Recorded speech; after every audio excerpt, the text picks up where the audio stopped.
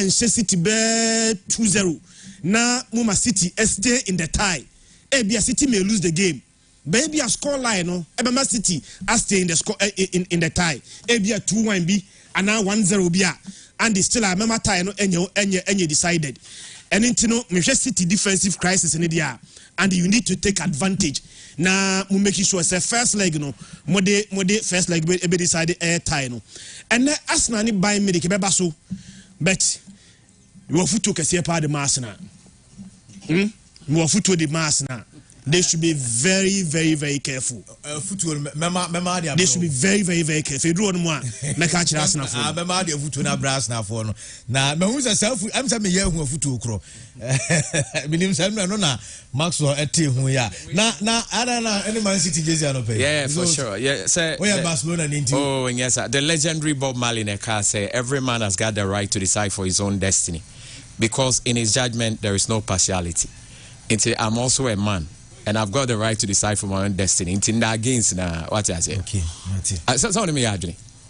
Oh, so what can I say? Until that game. Now me cry na me himself o be share Real Madrid. Until me share City. Until me do na me new. Because master so akwa share black me o be kwa ye bi o be bia. Nah, but also be share black no too for so you careful. Ente Chris o de no na e die so pa.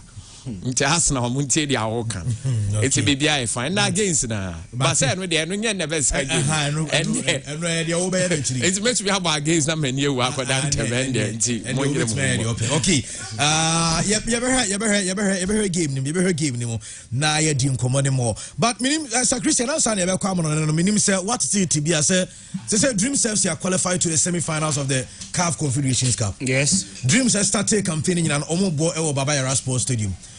And yenim sense see Ghana and prayer can say the only stadium it's host CAF games Baba Yara Sports Stadium.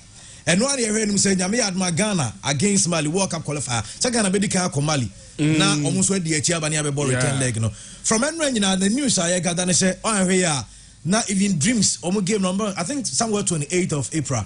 Omo ne Zamalek no. One here Dreams intimi more match no Baba Yara Sports Stadium. One here so Black Stars of Ghana your next game I World Cup qualifier and Mali no yentimi more ewo Ghana because me say yentimi more Ghana because Ghana I was saying the only approved stadium near Timibo CAF matches Baba Yara and now Baba Yara start Mali na mo stadium. Yes. Ewo VIP so no. And na me yes mpese ko use washroom. Christian me ko any atum. Me ko any atum. Dreams ni start Mali ye. Sunday ye ko sia dey. Our press boss. Our press boss ni atum. Foreign press no mo buy ya. On say stage na kwa kodru no. Ebia Zamalek 4 bar omode omo sentrofo ebeba. Said ayi kwa Dreams kwa Ghana sentrofo be di akira akọ no. Zamalek for so di sentrofo ni be beba. It in the event say Zamalek century near Kumasi Sports Stadium. Yabo game na be 45 minutes. Ebia opeso sorry no ko eni hu yi. Obako eye no ne atum. And the one major concern among full reason is say Mekai Ghana any one of the World Cup qualifiers and Ghana in Nigeria. BBC for eba sem kombe commentary.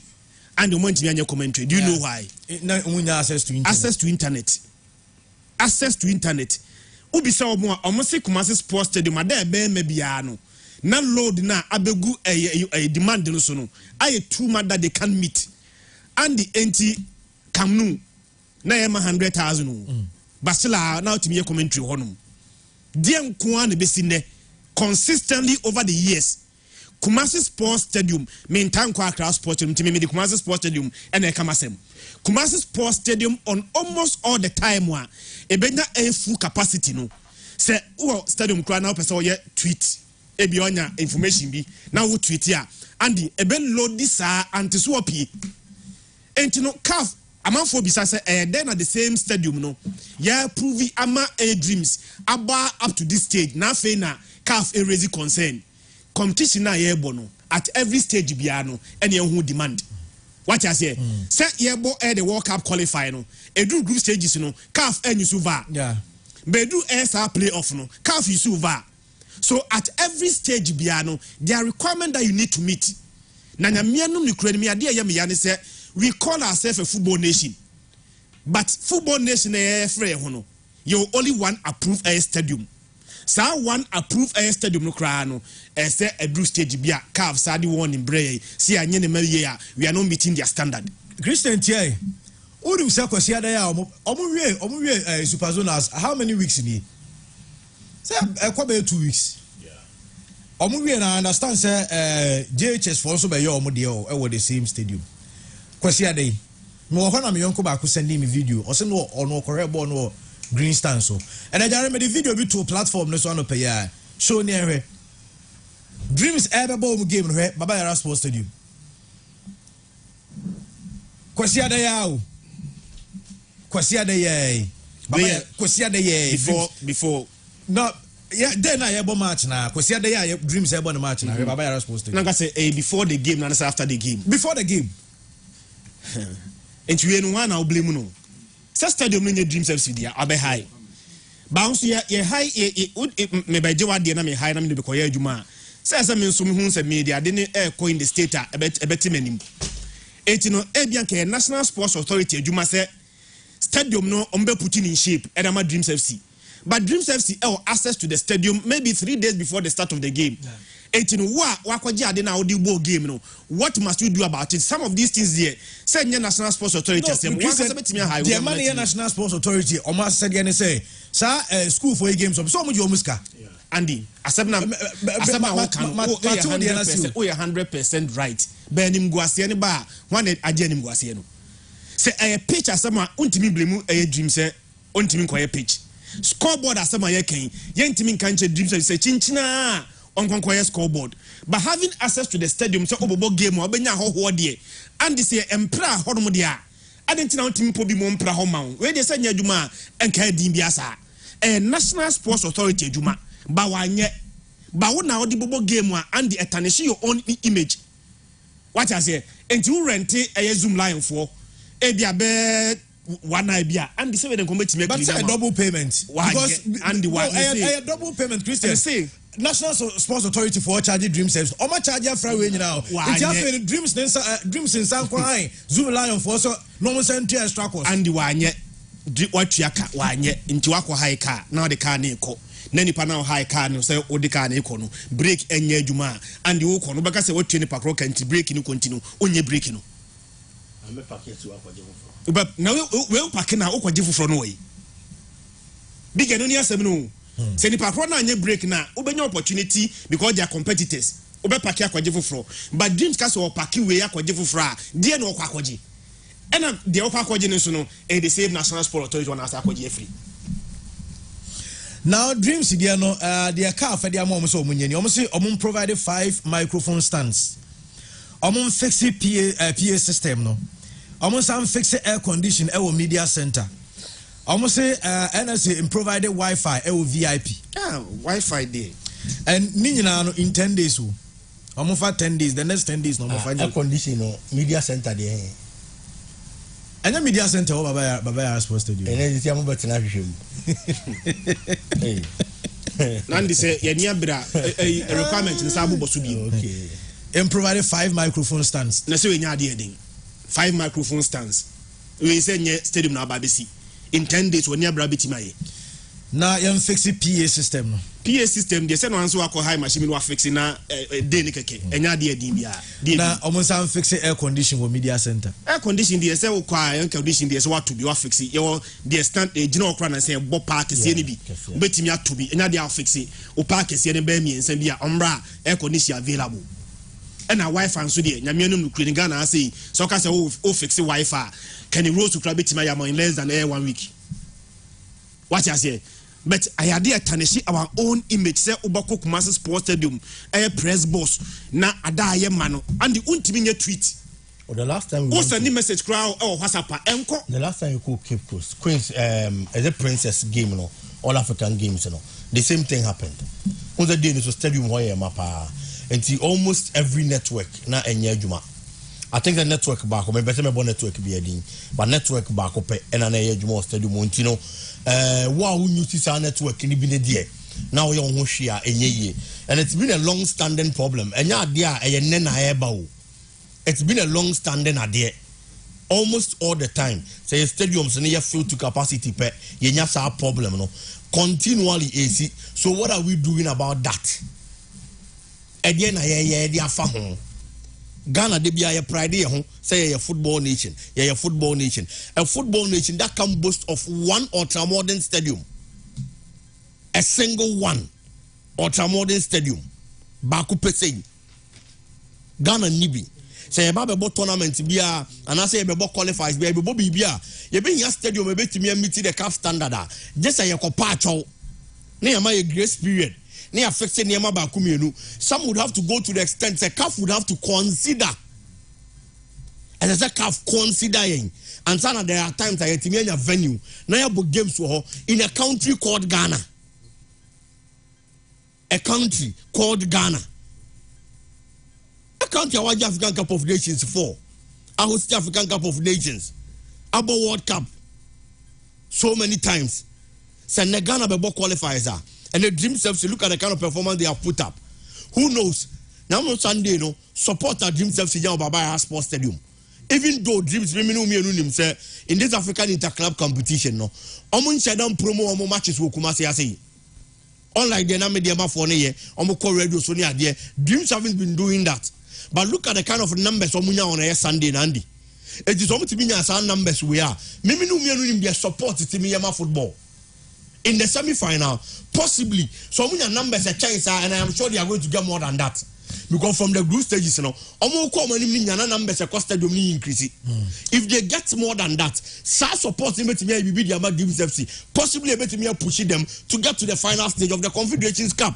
And at the end of the day, Ghana Ghana be benefited. But here we are, ABN also born outside Ghana.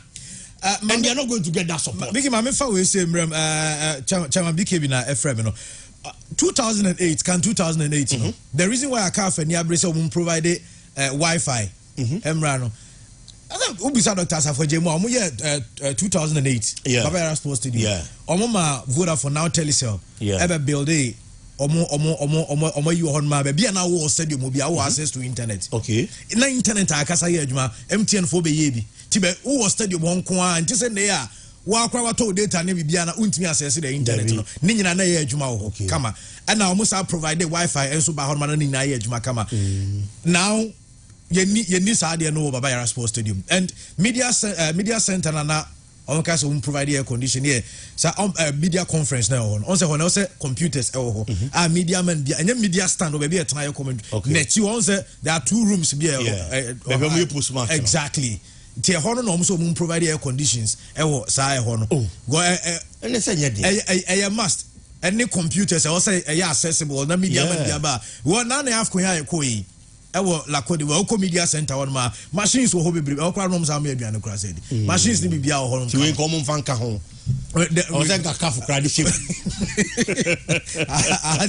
odi shema abane be boka o say dreams at the point they will know you at the point na the dreams here enti said ya wo kan o here dreams in 10 days so man timi awie ni gina and your juma week it can be done in 3 days. And I'm if only they want to do it, it's doable in 3 days. Who say Nigeria no bench from my extension? Now I have to. I don't know to toilet buy and house for the air shield. Police on the air shield and cover referees. And also about Omo answer. Maybe I can't for them. Send on beso. It end on beso the asoso. Mazo. Andy. Kakrebi and yeah, Bafia na me because my hair Uganda, Rwanda and Chad. Almost stadium renovations or more. The standard on the Drew. Chad cried they are putting up a new one on Wakata. Standard on the Drew, you'll be shocked. But I feel like Ghana or Martinez who say I'm the one to solve Ghana's problems. Saying I'm a penna debut or them back dia. Oh yeah, don't mention it because Nipa the best of Ghana problem. I think any part of it. And I miss me a Ghana in Yamwa. Me as also Togo ni make me have a solve Ghana problem. Me a Ghana ni be Nipa anamebwa. Then I could feel some pen mena mitiano. So what I say? I didn't say America. First thing is that when we say Ghana school near Cote d'Ivoire, so into me ba school near hot Debbie me ba mamin come on say. So Usani ya say utri musa anti usana mamin chro. The woman is a mess your school no. Me change no. Only the entire me change no. School near Cote will be in share the uncle professor on more masters on your degree on your don't mean solve a problem. Me buana me moi.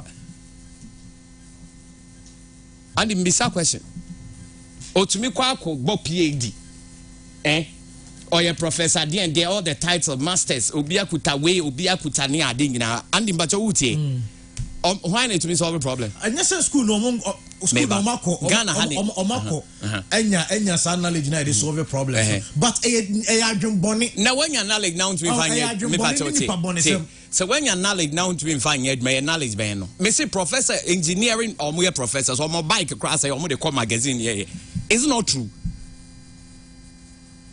It's me and that here in Ghana. Osha the aban penny from penny for do musisi positions or more education. No wait. Obian to me solve a problem.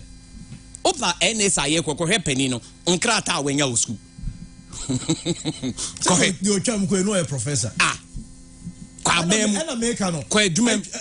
Eduma bebre egu nyina no mbacho tie obesua de ne pa but bone enti se bone tie wasua de mbacho usua de a se bone ne different from lack of knowledge onimade no oni se na be that's how you see, but it's not true. Obi a carpenter ni wa pon ho wa gidin odina aba so mbe fix o gate no antumi am fix a wo so onimye na nadwen na enye enti carpentry ben usua education no Ghana the type of education and they can't solve our problems. So one thing I make them no me changing the for yes, that is the first thing. Yes, I am quite because professor so me asma make the technology university in Ghana. But what is bicycle crawl to me repair. And so now you degree my engineering, me degree my me master. We don't benefit because the people in high places no. Omune kuta we ni ye hu results. Mbacho yen hade. Mbacho uti ya me the way we hwade bi. Enu ma no mo say Wi-Fi me boa. And the social media enye common. Very common. So do somebody need to tell us say Kuma stay in your Wi-Fi. We me say yan de ye wa ti dey make an wa. Nka de wona hwe Ghana so nka de Wi-Fi about unim de ntia. But you go with the current trend. Unim the echo. You know what's up. Unim so. Anandi me bwana. Edmem hayo any Wi-Fi. Yenya ba bet na happen yendum your data and use Wi-Fi. Chama can come to cocaine news na innovations on way. The benefit to the nation here the chairman. Innovation America for your cars or more dia or mind dia or mutumpo. Even you get Rwanda na yen dia ni den. 1592 chema ya kwan sa wa Ghana still ya kwan bi atutu eno so me boana and I'm not saying the education ne enyo me say yen type of education na wo Ghana ha no emwa and the odi no to nje say Mike oh amomra be mombi na ha Mike na efe pa ucha fix as assign we na dem a challenger girls na ubuta hey mami come asem so woni mem na my research na make Andy, yabemombi air condition me boy. Nandi heat abay. Mbacho ye pre-free studio na ye dre anim ho ye wosoro kra won heat na free so ba. It's one heat aba. Into obi adwen ten say Charlie heat ya aba crank ye ma air condition e at least the VIP area na. We so media center. Media center we so ya dey say e ka kire. There should be air condition wo ho baby. What dey no to nja mo say cleaning me boy. Andy say professor na hwe so na they can't even clean there. You tell me that education is there. You be brad be 25 26 years akoso you we omon wan ko school so na fire aduma me boa eti ye aduma so e hand to mouth ye kwa na enye ya na ya pesca na ye dwane akotena abroche ye kwa abroche school ye kwa ye nku chuduma ho na ye hu say yes ye ho abayo so ye nipa me say Ghana education must be changed nti cleaning ne de mame fa wenwe ebia dreams e ko Jenny Chris me nim say bia ne omo ka say the cleaning way ne de omo na be fa because that me nti ase NSA na manage stadium no we dey ho nye dreams na akoye self me say stadium na bia ye cleaning because and I say like toiletry ni ade na omo cleaning na muyiye enti me nim say sabuso mo cleaning na dreams e bebo the NSA na stadium ye na dey anti me rent pe bibia about stadium na be ready for me to use no but what I say mo na yesem wo ye unless say e bia agreement ne be say ade we ni we de bia wa na ba be and mbacho what I say asema make an emu odu de I'm not saying say mbacho tie be school nyo see nyina ya ko school ada me boa ba me just ye Ghana de no ye de aye adwuma emfa ntese yes sana say Britain de ne ye be kwa akofa aba na ye de aba I agree, sir. That's the Sunday. Also, we had all those things. Cav is asking of. The media center was turned into an internet cafe by NSC when they took over the stadium from the CAN 2008 LOC. You should just take the our stadium from the NSC. Okay, my uncle on them running farmer on this Champions League. Your man Obi Koni Krum. Obi Koni Krum. Obi Tukaka, Nana Koni Krum. Maybe Ofiba and Obi Kwamon on you.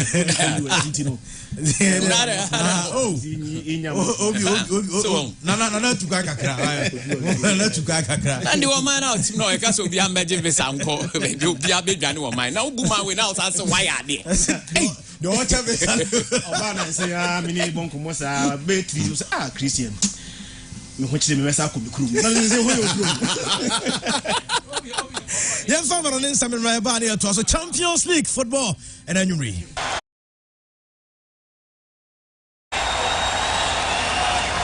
Are you ready? For the thousands in attendance and the millions watching around the world, ladies and gentlemen, let's get ready to rumble! Right into here, Rambo Kakra live on Pure 95.7 FM, live on Facebook and pay Pure FM TV on Facebook, Samsung on television. I mean, a TV at the show and so about Champions League matches. Airbus in Yamiad Manani about 7 p.m. Uram, I was the Emirates Stadium. I'm went to him saying that Arsenal against Club of France, Americano at 7 p.m. and I saw game and so Sanso and I have another big one and so when I was Santiago Bernabeu Stadium and I have Bobo Conference Real Madrid and so everybody at Manchester City and no area to latest no yet Emamo and so medals the Champions League no young Ramona Yenikona for latest Abanina no young family for and so medal so na mame ISIS for post kwaya na young family and to and him say Champions League matches Emerson Diamante and it's ISIS at your Tidom Kono woman and so post images are woman area to go some night on my attack a various stadium hosting games no Mechanya Miadman the 2 matches are Emerson Emirates Sanso and Santiago Bernabeu Nami had much other games ever seen and then no ISIS for post on media Babantia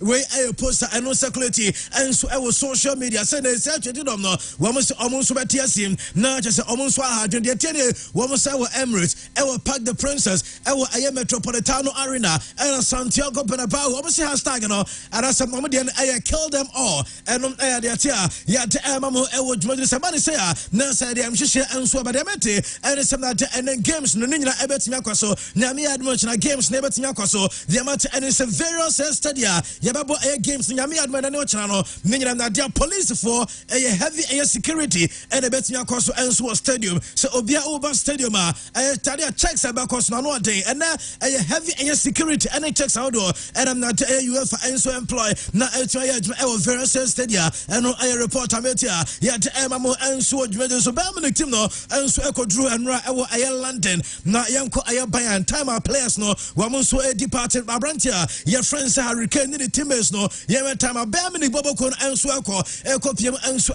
London no makoy and against us na Emirates and Bayern for no league and yema enshada enkwe where time wam attach it down then so London omusi and so their free flight no and I went to Thomas Muller and Abani jacket kama where Abrantia friends came in jai Hurricane any players like Leon Goretzka wamo and time on bedru no and I wash up and so no buy for no wam address nice Eric Dyer any players akanya no na Abrantia need him and so say players no Leon Goretzka mo and Jamal Musiala Leroy Sané Serge Gnabry mo no time on bedru no and I am our sweating me na only say na dia Bayern Munich for some players wamo see come and so England obi say Hurricane Eric Dyer Abrantia France Leroy Sané Sanso and players me to say na dia Serge Gnabry on crowd boy and so them Arsenal team no enti enwa mame time players ne koduru ye na dia ban supporters amoso nya akonya ban no wo committee players no ekwachi autographs eno dia tia sansem no ya dia mam so nya sa video na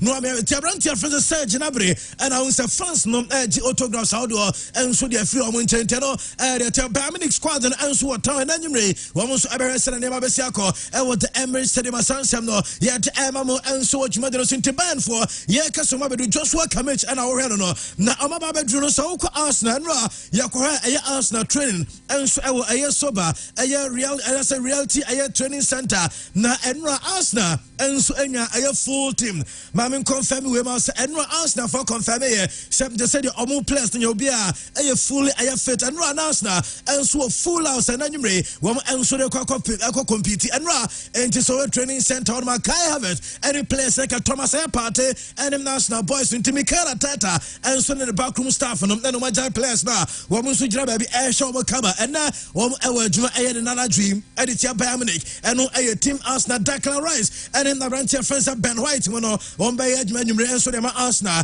and on Lota Sava ya to Emma juma so play about na ye busan who some say players no na say Arsenal full house and ye Julian Timber Abranton here Mama Julian Timber and ra time o me group training no Julian Timber no so individual training and no dia tia ya to Emma dem and it's already kabaya individual training later and joining full team no Emma full training and so team course wa yet Emma mo and so show us another pay and later have update no ya didn't and so to get probable lineups possible lineup and then you Arsenal and Bayern Munich so per reporter yes Bayern Munich for final training session and so Emirates Stadium and run to and after Arsenal so final training session sober training center no about team way and likely say two sides no and so so Arsenal as usual goalkeeper David Raya one ever started a goal post Debenya Brantier friends Ben White Samson William Saliba Gabriel Magalhaes Brantier friends Tommy Yasu me reported Tommy Yasu ever to start the game no ahead of Brantier friends Zinchenko and Jacob Kiwa and Demetti Arsenal midfield no Brantier friends Jorginho Debenya Martin Odegaard Declan Rice and attack no Bukayo Saka Kai Havertz and Gabriel Martinez bibia sa wo mo players do back way and the best start game no and so Adiama the Gunners and anyway Emirates Stadium we call Bayern Munich team na demete and the goalkeeper Manuel Neuer and so best start goal post Yebenya Brantier friends said Joshua Kimmich almost had the call back to right back or Obeja right back Brantier friends said Matthias Zillet Sansona Eric Dyer Alfonso Davis Leon Goretzka Brantier friends said Lemar Yebenya Jamal Musiala Leroy Sané Serge Gnabry Sanso and Brantier Ding and so the Hurricane wamo and they likely say players on started at the ama two sides no yet amamo and so median so na ekobani say we say Hurricane against Arsenal mama Hurricane na you say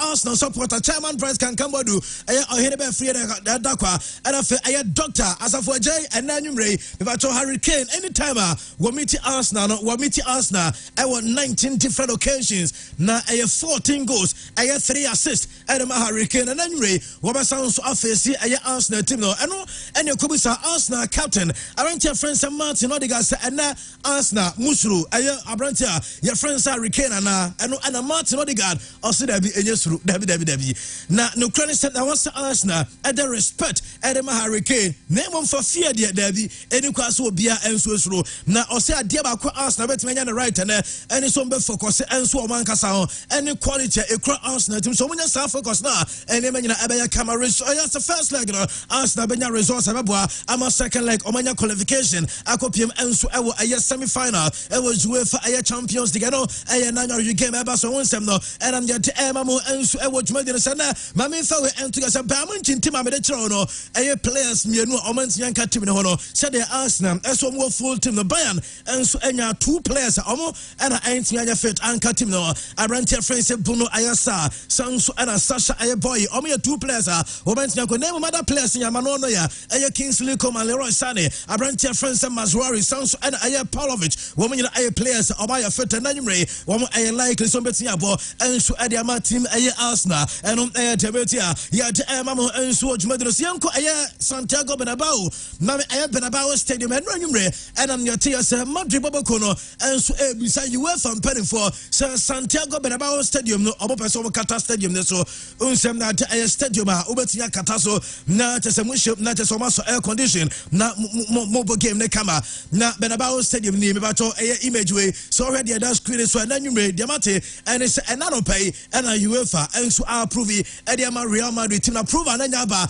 and the game no Madrid for Qatar Stadium so na just omni Manchester City and so Edia face so ewa stadium and no report abetia yet emamo ewa show no so many reports and Manchester City supporters 3,500 in the bedroom ewa Bernabeu Stadium and numre na omunso akwaku game ni bia no report abetia yet emamo and so Medina so na mamefa we entu as a Madrid players no and so enumere players ni bi ababonten ede message ede bra fans no na adion person supporters na edema players no omo players no mame Madrid players no message womo enso de come Madrid supporters and enumere womo actually omo pe omo say dey supporters no omo be play key role na 3 players ede the messages ne by 1 Brantia friends Rodrigo Goes osim the name ose be 9 say obesa hu Madrid fans no Bernabeu Stadium na ebe 9 so be hu omo na obi address white what you say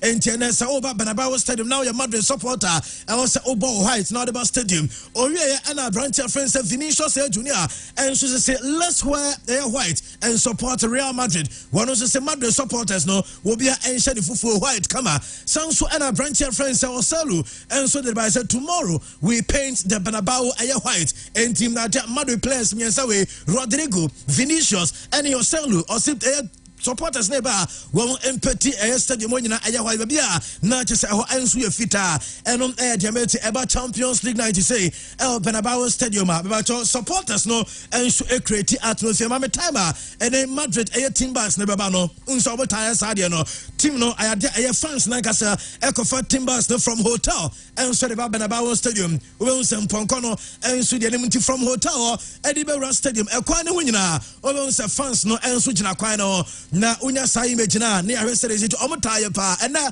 me ba cho sade we Madrid supporters say na one besan so ye Edia Manchester City enti from a hotel to their stadium no nipa be gu kwan no na just obia enso we the flag no obia de ni fita enso be gu kwan no man so jane kama enso de Real Madrid team intana enum niam de be koso a ya de emamo enso e wo dwuma de sanaro pay mami fa we ento you say Abrantia your friends Antonio Rudiger wano ene call pre-match conference no ma Madrid na oni coach friends Ancelotti ti enable sa Madrid supporters no fita ni say ya number enso I was stadium mami Antonio Rudiger na Antonio Rudiger asim yam fan to say difficult say you draw team there against Manchester City knowing very well City for them defending champions and for the ball no Europe and no say women European champions world champions Manchester City na difficult nebum Madrid Madrid or say Real Madrid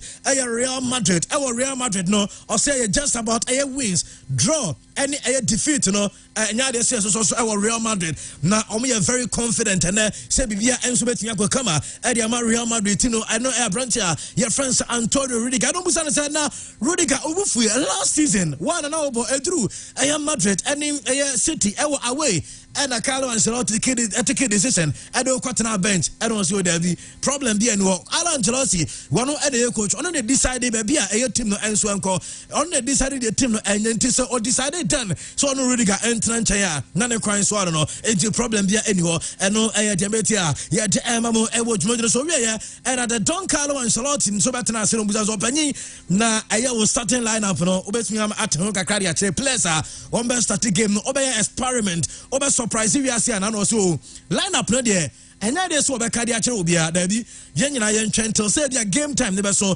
number who players are ever start game no onka name lineup or the no Jirisem, and yet a surprise will be now just a one change pair and a back also line up anymore. And a Carlo Ancelotti and a Sansam and Suritu and Ra and when a pre-match conference. Now, my main way and to say a branch about nay on Man City for no a Vinicius Junior. Now, Mammy Vinny Junior against English oppositions. Say Vinny Asia English clubs now. And the numbers no I'm say I was solo against Manchester City was 2 goals 1 assist against Liverpool was 5 goals 1 assist and against Chelsea 4 assists and a Vinicius Junior and so I area English oppositions none of the comments are Pep Guardiola say Vinny Junior, Mami Vinicius, and a branch of France Kyle Walker image. Last season, Kyle Walker, Vinicius Junior, and Wajuma year papa. Yakobusa Carlo and Charlotte say, Yawutian, I ran to and as a player, or stop Vinicius Junior, the amount were prayer and Yadia so account. And then why? And I would know Airbad was here to create. Vini no, sir, Onyani good day, Nyaba player, or best stopping player be as a Vinicius and good day about torment such a player and tell me Kyle Walker anya fit name obi or the never coach sa number 2 obiano or confidence I was our play anymore so obetia you want to Manchester City and no according to Pep and somebody to ya and ya day I'm no see and fan to just and I was Santiago Bernabeu Stadium according to Pep sim the fan to us and you say be a Man City for never normal control game then Pep as a Man City ever had to Real Madrid or some Man City ever punish Madrid on be try some be share goals and your goal Man City be try some be share goals just say bia wo ever dey no ma prepare we chire say there be or see and there was a Man City had a Real Madrid and no according to Pep Guardiola and at the Sansam Ensu the tuja na Rodri Ensu be play a major role at the Man City Rodri Ensu team command what dia say na obi anim say ya draw against Madrid ya draw against a favorite I was our competition what competition ya can was the 14 times woman so any the only side waje a defend the outside defend and is so bo area Real Madrid a game and was name yam fan to just Pep and a your leader na in a game no wamu a players no wamu a Pep almost the best out of air Pep and the speech or the bema the tactics and the positive energy and Rodrigo Hernandez Cascante or see and Pep Sanyamano and no players so because leader and the Pep Guardiola and no idea yeah the and so Madrid players be so and then you game no yellow card second leg no one entimi emo games nibi na mami sa players no sa players and one yellow cards be suspended our next game and then say Jude Bellingham enya yellow card return leg no omobi Arantia friends Vinicius Junior yellow card return leg in Omobi Eduardo Camavinga onusunya yellow card return leg in Omobi and Arantia friends Aurelien Tchouameni onusunya yellow card and me adma return leg no and yet say Tchouameni and Subeti Abobi na mami a probable lineup Madrid and Manchester City players are women so likely say 2 managers no ebe use and na initially near Tisanka Tchouameni ebe joining Rudiger I was center back when them made a change ebe na open Diamensaka and Sana Mirror Studio no natural and goalkeeper Lunin one ever start to goal post Abrancha your friend said Danny Cavaha Antonio Rudiger Nacho Aya Fernandez and a Fallon Mendy one Enebejino Samson and midfield no Ebeye Aya Federico Valverde Aurelien Tchouameni and a Toni Kroos attack no Aya Jude Bellingham Vinicius Junior and a Rodri and no that's a Rodrigo and no Aya Madrid almost probable lineup on base and I'm there I'm so common City Minya reports and Ederson Morales goalkeeper no and should be making a return from injury Obaba Yebenya Aya Brancher friends Ruben Diaz Sanso and player friends John Stones and Manuel Akanji Yebenya Rico Lewis Sanso and Brancher friends Aya Rodri Yebenya Aya Kevin De Bruyne Jack Grealish Aya Phil Foden Bernardo Silva and Ellen Brot Haaland internet say be answers our players way and the best as a 22 on best started for the 2 sides no and I'm the amount and so I was screening internet Yebenya said the energies no and so here the Santiago Bernabeu Stadium and Madrid against Man City and they want some and so the tuja which made the Sanano Pemami floor now in concern from Syria Mirror Studio na team Barcelona and so from a flight no mama Barca team the Mirror Studio now Barca Afonso I ready omo many chemo France na me admot na Parc des Princes Barcelona and PSG and Bonti way Frankie de Jong Gavi enso na address wodi na chi no manya report say Gavi ko be nemom ne de no aye support and what they come team no Gavi emo game ne be nemom Xavi ebe take decision nyame ya no chena say Frankie de Jong obe use no Pedri enso obe use no anarpai ye hu say some players ni na enso address kama omni team no enso na travel akopie mo ewo aye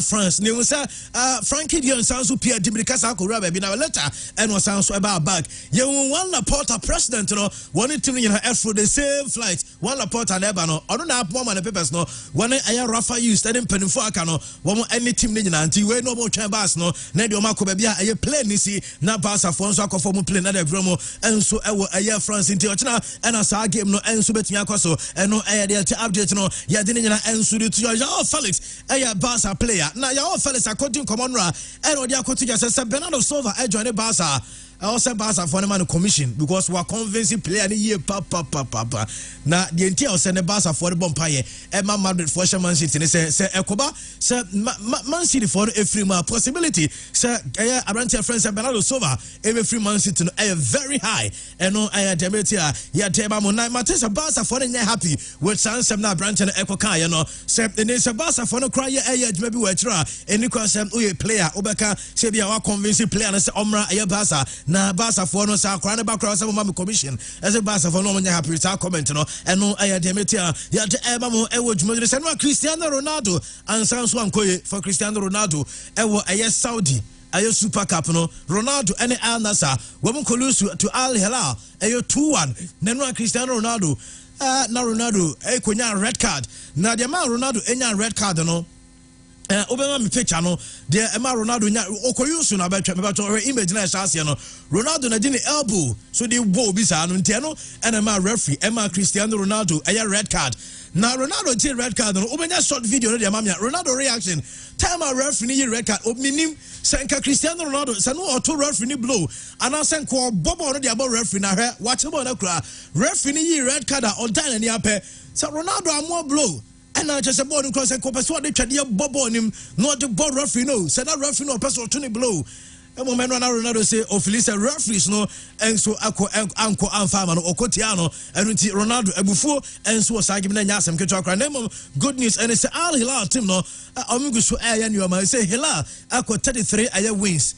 Omuguso say omo unbeaten 41 games obia entimi hye omo na emu 33 de nyina wins and omo say timiaka eno club friends Al Hilal na club no average possession of 69.7% every game the Asia Champions League no this season, Omana said the most goals our Asian Champions League, 26 goals average, 2.6 goals per game this season. And then go for and so and no they're telling you yet Emamo and so watch majors. When you report say you see Ruben Amorim.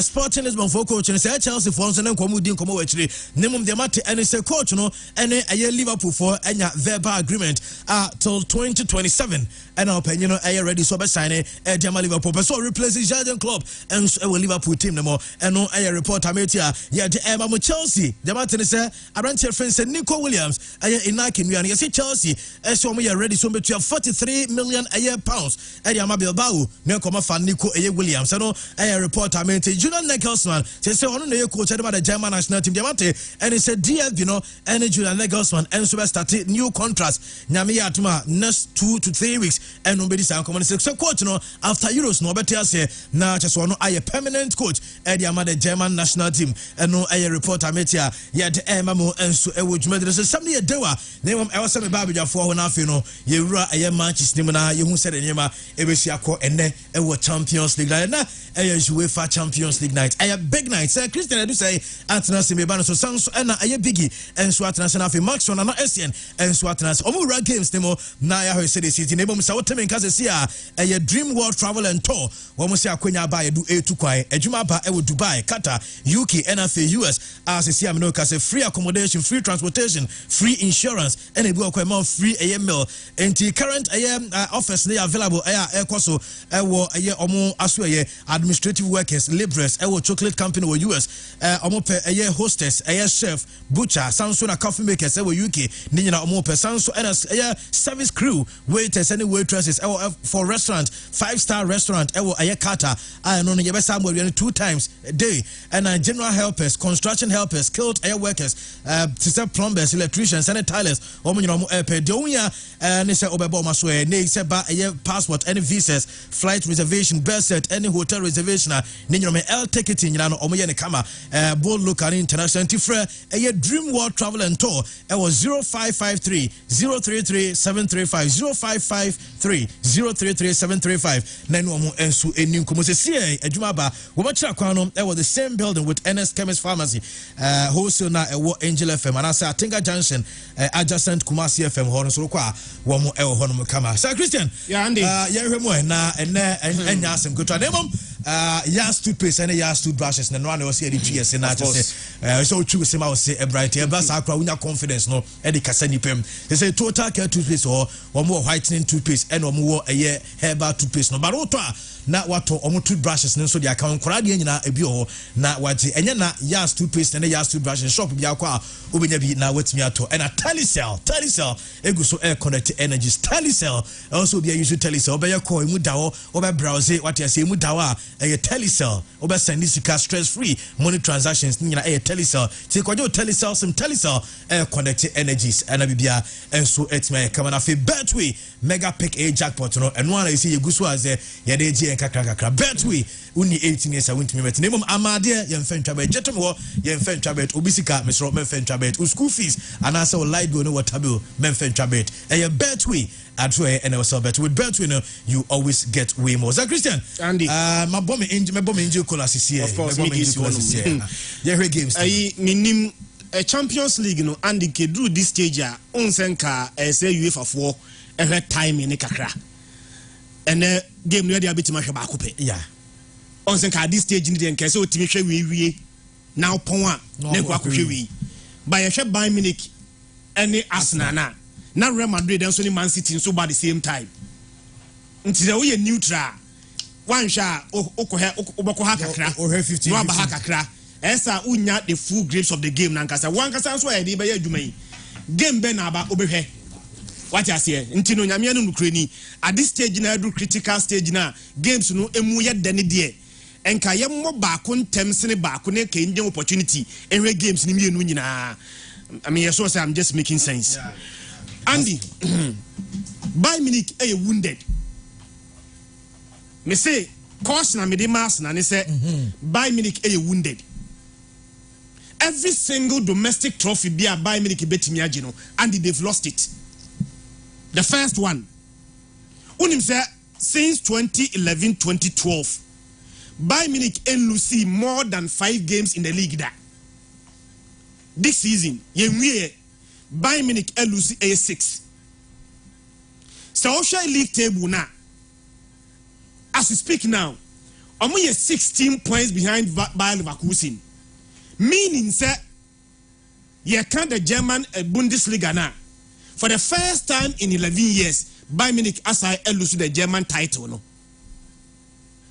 say basa kai season we ya the DF people can I think sa division 3 side no and a Bayern Munich for free mu ya ba start season no Bayern Munich first competitive game and competitive trophy no what the German Super Cup and also Leipzig and a show 3-0 me kai sa game no pa Dani Olmo and a ball air 3 goals hat-trick Emma Bayern Munich for ntimi anye sa trophy no and in tie ka say trophy bia Bayern Munich betimi agibia sa akawe and that is why I feel say and then against Arsenal they will come fighting me who be paying say team bitimi nya a very bad domestic season but not the Champions League no akata season no so Andy me bisa o say Bayern Munich for edge Champions League na the actual season we nyina no will it matter David me sure the actual season we nyina no so the Champions League no e crown it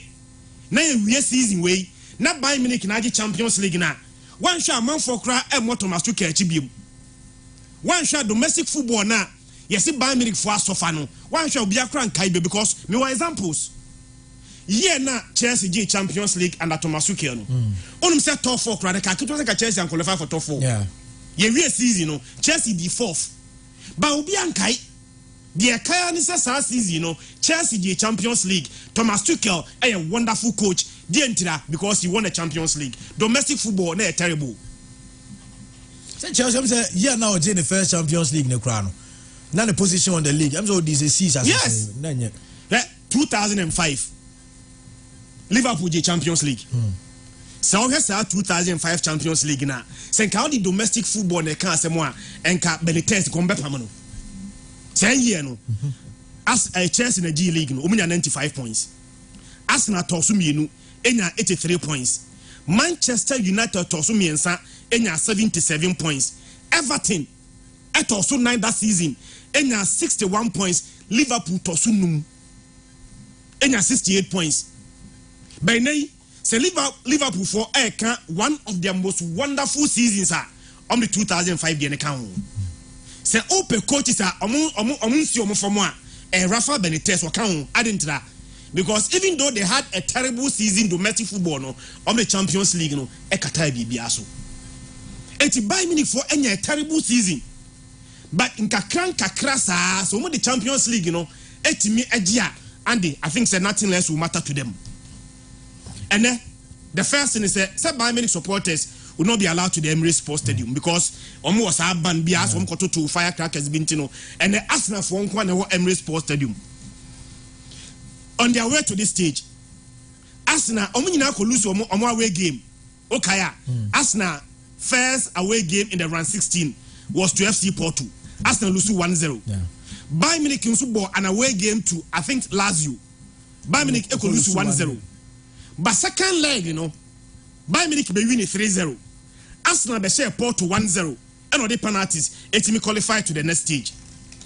Andy, me assure say Adeba Kwa Arsenal will need to deal with in his American Bayern Munich as wounded lion. Then mentality block. Because the last time they met Bayern Munich in the Champions League, and in the year 2015, we over 2 legs, 5-1 home, 5-1 away. We na Bayern Munich ashe Arsenal 10-2. And it's one shot Arsenal some mentality block you see Bayern Munich 5 years ago how many years now 9 years ago almost 10-2 one shot Bayern Munich there ombetimi ashe mbiem. But the kura Arsenal season we ya menya Arsenal supporter but I am happy for Arsenal fans. Dr. Safoje, Chairman BKB nyina I'm happy for them. Last weekend omukwa away ko share Brighton 3-0. Meaning say the last 11 games Arsenal win 10. And not just the win 1-7 year can. Arsenal win 10 games emu maku at 9 on their way. Clean sheet 4 clean sheet were away. So all the all competitions can one. Arsenal keep 5 clean sheet in their last 5 matches. Name mumo omoni wine able. Ye can buy Munich asem ye jitum. Say Bayern Munich bread. Oma lusu league and obi agitum. But so where the German Bundesliga table na and the idea. One ashe goes power the league no. Bayer Leverkusen na odi kai no and the nyon ashe more goals in the league. So where league na Bayer Leverkusen na only did the German league table no and the ashe 69 goals. Yeah. Bayern Munich no tosu mienu no ashe how many goals? 80 goals. Washe 80 goals. Stuttgart ashe say Stuttgart 64 goals. But when you say Stuttgart, any Bayern Munich the same points. Yeah. Stuttgart 60 points. Bayern Munich 60 points. But Bayern Munich actually go send teams in the league. Or plus 44. Plus 44. And Stuttgart were plus 30. DNT na Bayern Munich actually more goals. Name league or struggle. And I'll tell you why. Bayern Munich actually 80 goals and I consider how many goals? 36. Leverkusen I consider say 19. Yeah. Meaning say 19 times 2 be say 38. A Chelsea goals are Bayern Munich I consider I cut 2 pe. Na times 2 of the Bayern Leverkusen I consider. Stuttgart now any Bayern Munich I fight for second and third position now on more the same points Stuttgart I consider how many goals? Andy Stuttgart consider 36, 34. Bayern Munich I consider 36. And one area how many say even though say they have Hurricane goes the mom Enim hodie, there is no problem. Almost every single game, Biano, Bayern Munich will find a way to score. But whilst a Bayern Munich any ball air twat nemuno, na Chiron defending no and they acquired need their mom. By a brand ye can Hurricane as Samson Hurricane, Yamianum creating ofi space. So Bayern Munich, Abaji air trophies. Why never very careful trophies in Betimia Ludino. But Untimin blame my branch friend Hurricane. Last season, Germany, when I did go king. On Christopher Nkunku. Christopher Nkunku is 16 goals last season. And on the goal king in the German Bundesliga last season. Season way, Hurricane I say was at 32. That is times 2 of the number of goals are the G goal king last year, no, Eddie G goal king. Hurricane Kwabai was at 32 and still counting.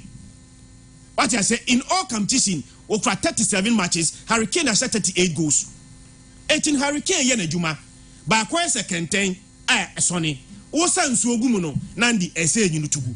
Or no a player, or no San Sogu basket in Muno, na Asionum Zede, a Yunutugu sa. And that is Bayern Munich major problem. What the Kaka, the performance against Arsenal, 19 matches, was 14 goals. Those 14 goals to Hurricane Arsenal, and the Unum say Emu 5 about at the Emirates Stadium. So, Bayern Munich is but the Bakua minim say one share Bayern Munich for Arsenal so ya de ne say season way Arsenal defended so well.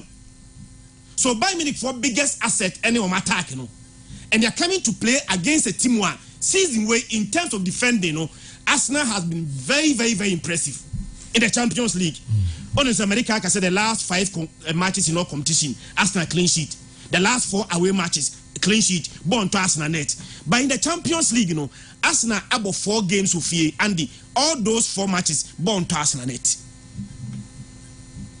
First game was against, I think some ball against PSV.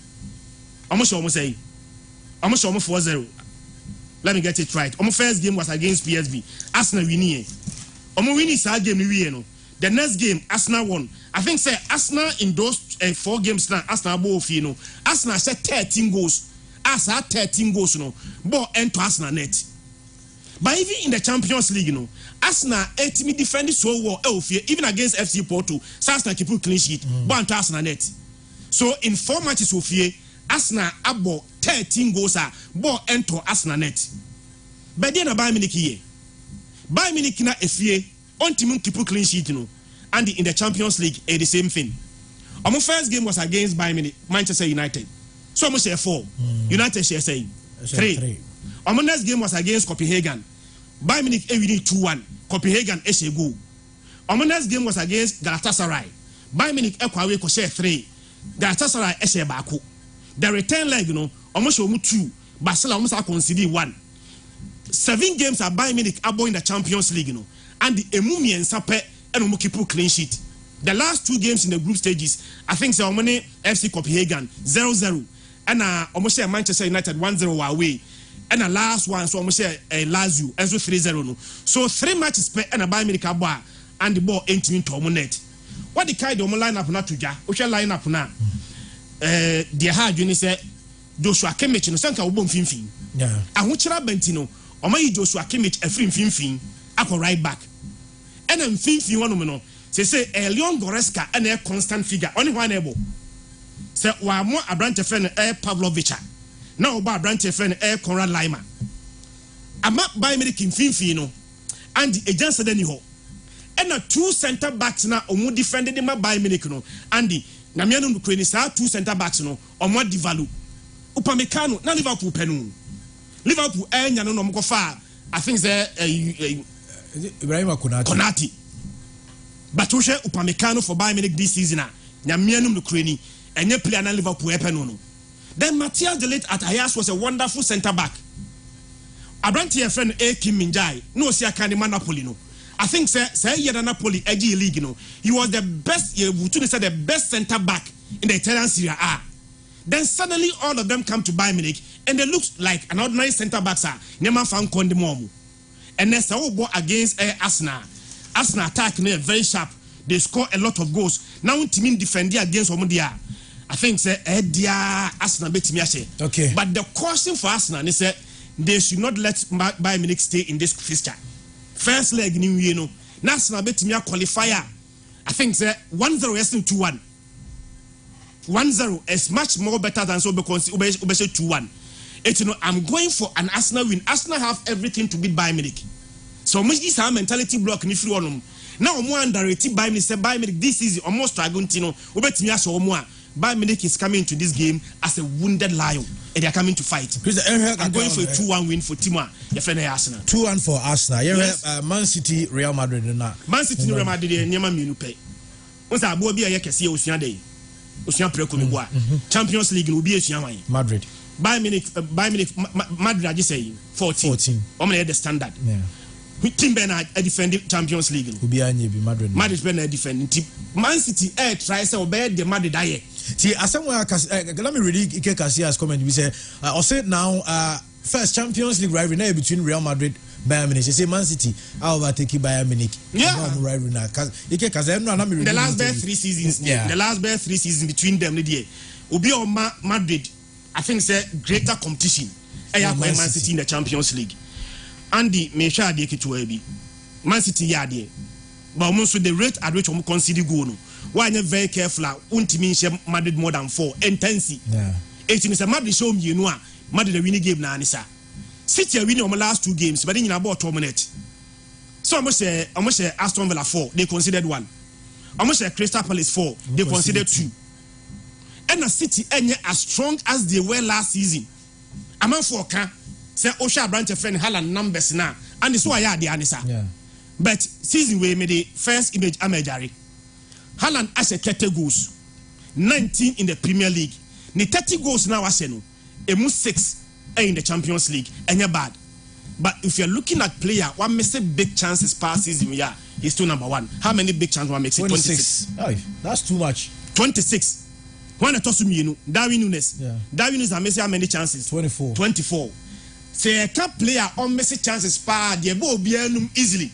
Nicholas Jackson. Yeah. Nicholas Jackson, I may say how many big chances? 17. So Haaland now, or yes, standard, you know, I may say more big chances than any other player in the Premier League until last year.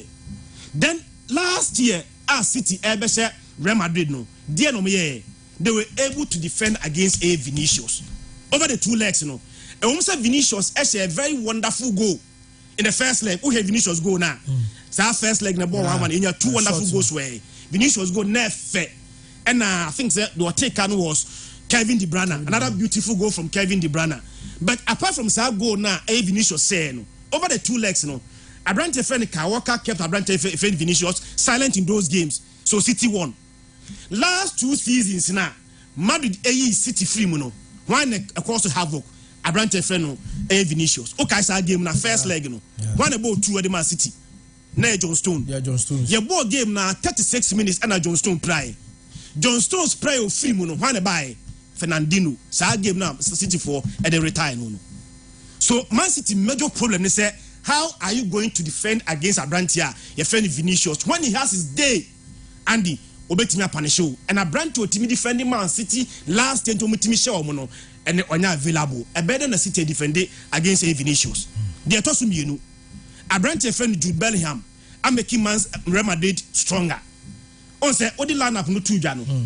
Madrid able more like 4-4-2 diamond. 4-4-2 diamond. One a Trump base you know. Chouamini. One a flank or Mumienu. Tony Cruz. And then also Bavadi. One a see a diamond no Jude Bellingham. Yeah. The way he pops into a penalty box no.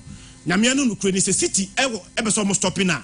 They need to track the movement into the box because tama onimra ho so no na Abrante no box no onya do box no dia Vinicius the cross ne beba or the ball no betima to atenem yeah come Madrid how they can hurt a City no better than a City Madrid is what even results against City now yeah can Haaland the obesheba last year over the 2 legs one go against Real Madrid do Rudiger yen ho adwuma in the first leg yes over the 2 legs now one go second leg na coach do Rudiger akotranja yeah 2 legs in Abrante friend Haaland nya go against Real Madrid even the finals one go say who bisamia which striker is much more difficult to defend against Suarez Harry Kane and Karim Benzema so bisamia it is much more difficult defending against Suarez and Karim Benzema and even Hurricane than a branch friend Haaland. Born now, ma onimbo.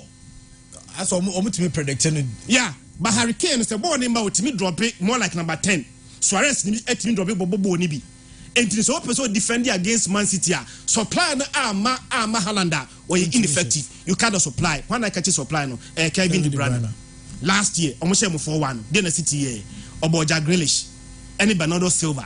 Or the flanks. And about double 10. Double 10 na why. Na branch of and a Kai Gundogan. And a Kai Gundogan ho. City about the same star. But when they replace Kai Gundogan, Phil Foden. Double 10. Now Bernardo Silva, Abo on the other side. Jack Grealish on the other side. And also very, very difficult to defend against. Everything said and done. Man City and the Miwie Kukra say Champions League way. We need 10 consecutive matches. Okay. 10 consecutive matches na Man City winning. Team Ben create the most consecutive wins in the Champions League. Bayern Munich. Bayern Munich between September 2019 to November 2020. Winning 15 games twice. Record the Chrome. Sa record the second team who winning more games the Champions League no at was no Man City 10. Again, Biggie asemi what you rebel who. Team Ben the longest unbeaten run the Champions League. Manchester United. United between 2007 and 2009 echo 25 games unbeaten in the Champions League. As we speak now, Man City echo 21 games in the Champions League, no defeat. But the last team that beat them was Real Madrid. Christian. No Kyle Walker defending against Vinicius and Mkhitaryan in favor of Real Madrid. I'm going for win for Real Madrid, but I'm not sure say the first leg maybe decided the tie. Biggie, your two crucial games and yeah. My mention here from Real Madrid game. Okay. Game me a game be very, very, very difficult to predict. Very difficult to predict. Where these two teams, that's our Champions League. The money is so yibako. I'll feel looking at the performance, the pedigree, any history, idea, football analysis. There's a song called winning this particular tire. Certainly, we go for Real Madrid. Real Madrid are changing this Champions League. So when it comes to the Champions League, that's when you say anthem. No, now it's the Champions League now. There is no club in Europe and it's any Real Madrid when it comes to the Champions League. That is the class of a Real Madrid. But Manchester City, when it also comes to the Champions League and so on, is in a very good form. All this share crampon on only defending champions. It's the Champions League now here born in Neno. So who be just said Nedi and why the new Champions League in the Bopa Andy. Team and the Dean Beba team a Manchester City. Yes, and say trophy now here press a budget this season. No, a Manchester City na trophy no one. So he's better than any other team in the Champions League kindly. He had only first in China. Next these two teams. Oh yeah, no this in China so rest our teams in we are. Obabi say say eba modern more our Champions League this season. Why not the modern more also? Real Madrid, as we speak, didn't lose a single game when it comes to the group stages of the Champions League. Till date, whoever Real Madrid met in the Champions League group stages, will be Manchester City, on the other hand, also has that same record in the Champions League this particular season.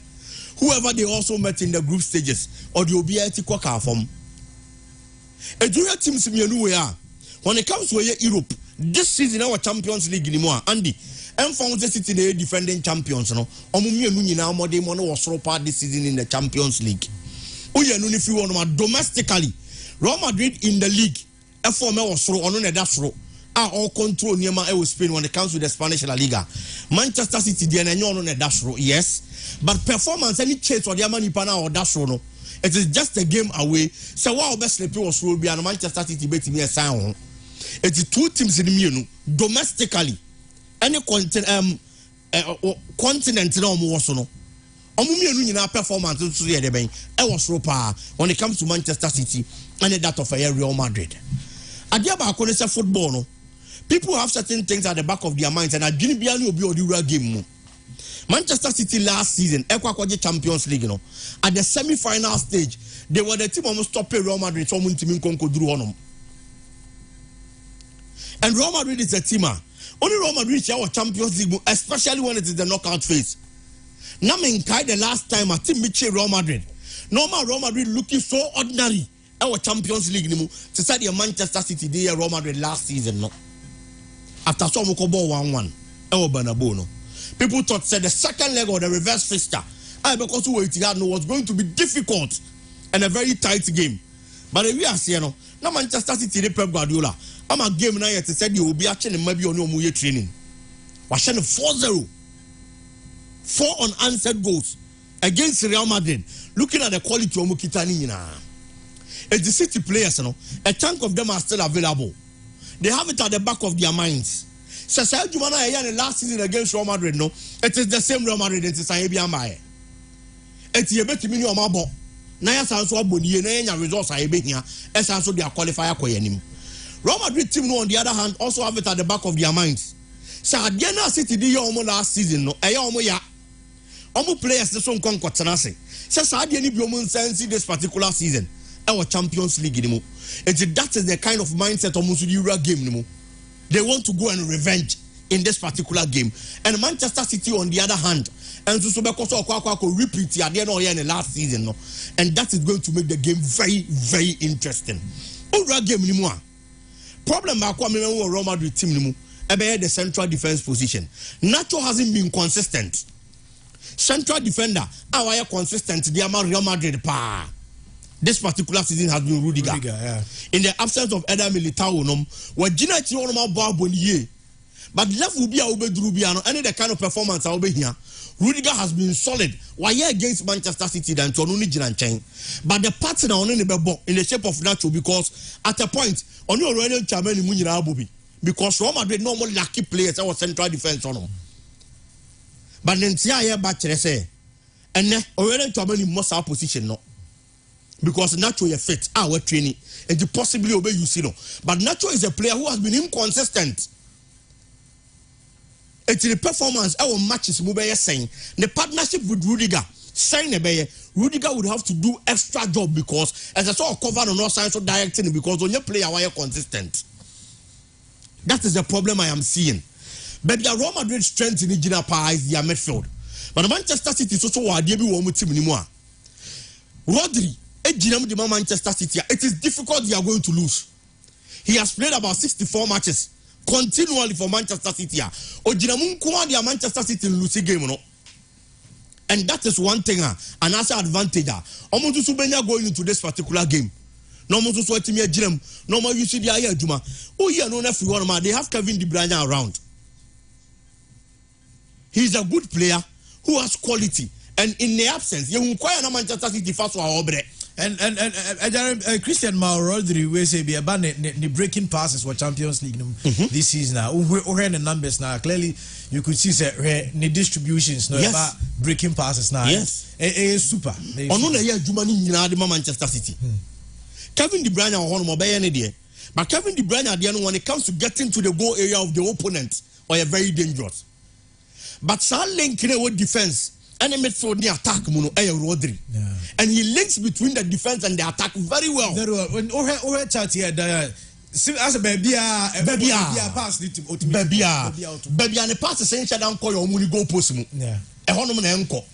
But we here no ni free on ma. Na na ma so. So ho crowd yes e. Oh say me kelo bi. So they waka wasem na yemede. So e hono na the passes in enko. But we here no na free on ma. The distribution on the field of play when it comes to attacking football, he does it and does it extremely well. And the problem from Real Madrid now is say, would they be able to stop that distribution and job of Aya Rodri? Jude Bellingham this season in the Champions League 4 goals and 4 assists. Open more mama assists kasi our Champions League Jude Kahun. He's done very well. Our Champions League just like our performing our Spanish La Liga anymore. Okay. And so Madrid they attack ya. Oh baby obe free about. It is because say Madrid shape play a 4-4-2 yes, but when they are attacking they play more or less like a 4-3-3. Rodrigo any Vinicius be wide. Now Jude Ababa be operate as a force 9. It's almost every ball be as I say a pounce on the piano. You are going to get Jude in the 18-yard area or by Jubano. John Stones and Ruben Diaz should make sure they are going to keep check on him. Okay. From here results. And then and yes, I dear Bayomo. problem bakwa City to be facing pa the absence of Kyle Walker. Rico Lewis is too young and inexperienced to be able to handle a Branty Fenity Vinicius Jr. Last season, Kasa Madrid and Timia qualification from the semi-final to the finals. Juma a certain Kyle Walker on Vini. On a pocketing Vinicius Jr. He made him as useless as if he just been on the field of play. But then Kyle Walker is injured. Oniho. And Rico Lewis is that's our position no. But I dear back also saw a man who Pep Guardiola want to say. In situations like this, Obasa tie up with a 4-back system. But most of the time, Ubo say a 3-back. Now Rico Lewis, I confirm Fiakwa support Rodri. It will be able 2 pivotal midfielders. No, I saw about the double 10. Because someone to someone who push anymore. Yes, only operate was our position no more as a central defender, not the stability about. So yes, sir, Jumano go to perfection there. Manchester City bet me be the film. But Carlo Ancelotti, Real Madrid, and Concord Tenase, some Man City bear that double over them this particular season, like it happened last season. I am seeing a Real Madrid win and then you may. It is a difficult game, but City definitely will get a goal, and then Real Madrid and to Subeche goals, you know, possibly a 2-1 win for a Real Madrid team. No, now Kwakwa already be in the second leg because we it hard. Kakrabi on Arsenal, the end Arsenal and Bayern Munich, you know. Looking at the current form of these two teams and the performances in a day, Untimin Kase Bayern Beshe, but in Kenya no. Almost last 3 meetings in Bayern Munich Arsenal 5-1. Last 3 meetings, almost 5-1 miensa. Homo away baby umbeshi be a pam. But over Bayern Munich ball now about this season now, especially in the Bundesliga. And your ball out by convinced so bet me Arsenal team way. Now I shall 5-1. That is where the problem is. Ateta Susu Yobia. The last time Arsenal let Bayern Munich he was part of that particular team. Arsenal said Bayern Munich 2-0.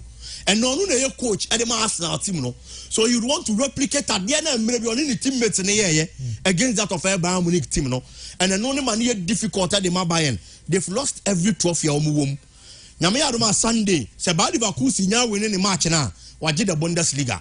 Bayern Munich here out on him so only chance be him. There be Pokalo out. There are certain sites on the Champions League. Papani himself so timinya saade na betimi aboano. They are going to count on the experience and performance of a player for the Harry Kane. He is a man who knows Arsenal. Only Arsenal 19 meetings, watch 14 goals. And a 3 assists. And 17 goal contribution from 19 games.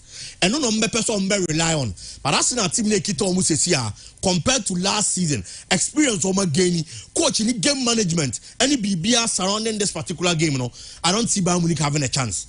Okay. Another 2 win for Arsenal also. Okay. And then you yeah, right. Still to come, Maxwell. Beba Maxwell, but many Dr. Ba and Train Command, Sana Maxwell, and so at the side of 2 games, no, and so the better Champions League a day.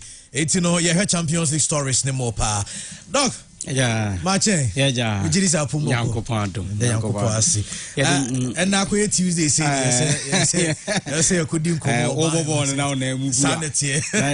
Baby, I'll do any virtue. And as a when you're fracture, be no custom said in Chiafri Ban Heba Hospital at the Bre Ubibia with TFDKC. Now, ye come ban the Bia Mitokuso catcher was near car was so lumpe and in Cassena and do Nipetuana Nante. And no one at do call Ned Waba. And any probably started chia, Ninjanas and a span no, and Huaka. And over who are by Ania Brantia over 25 years, 30 years, which Yan Crabacata Cocra. Ninjanas and Cassan in Numpeno, and whom Abbot touch my be. Now, if I now do any better, you will come say a Tunsu Agogo.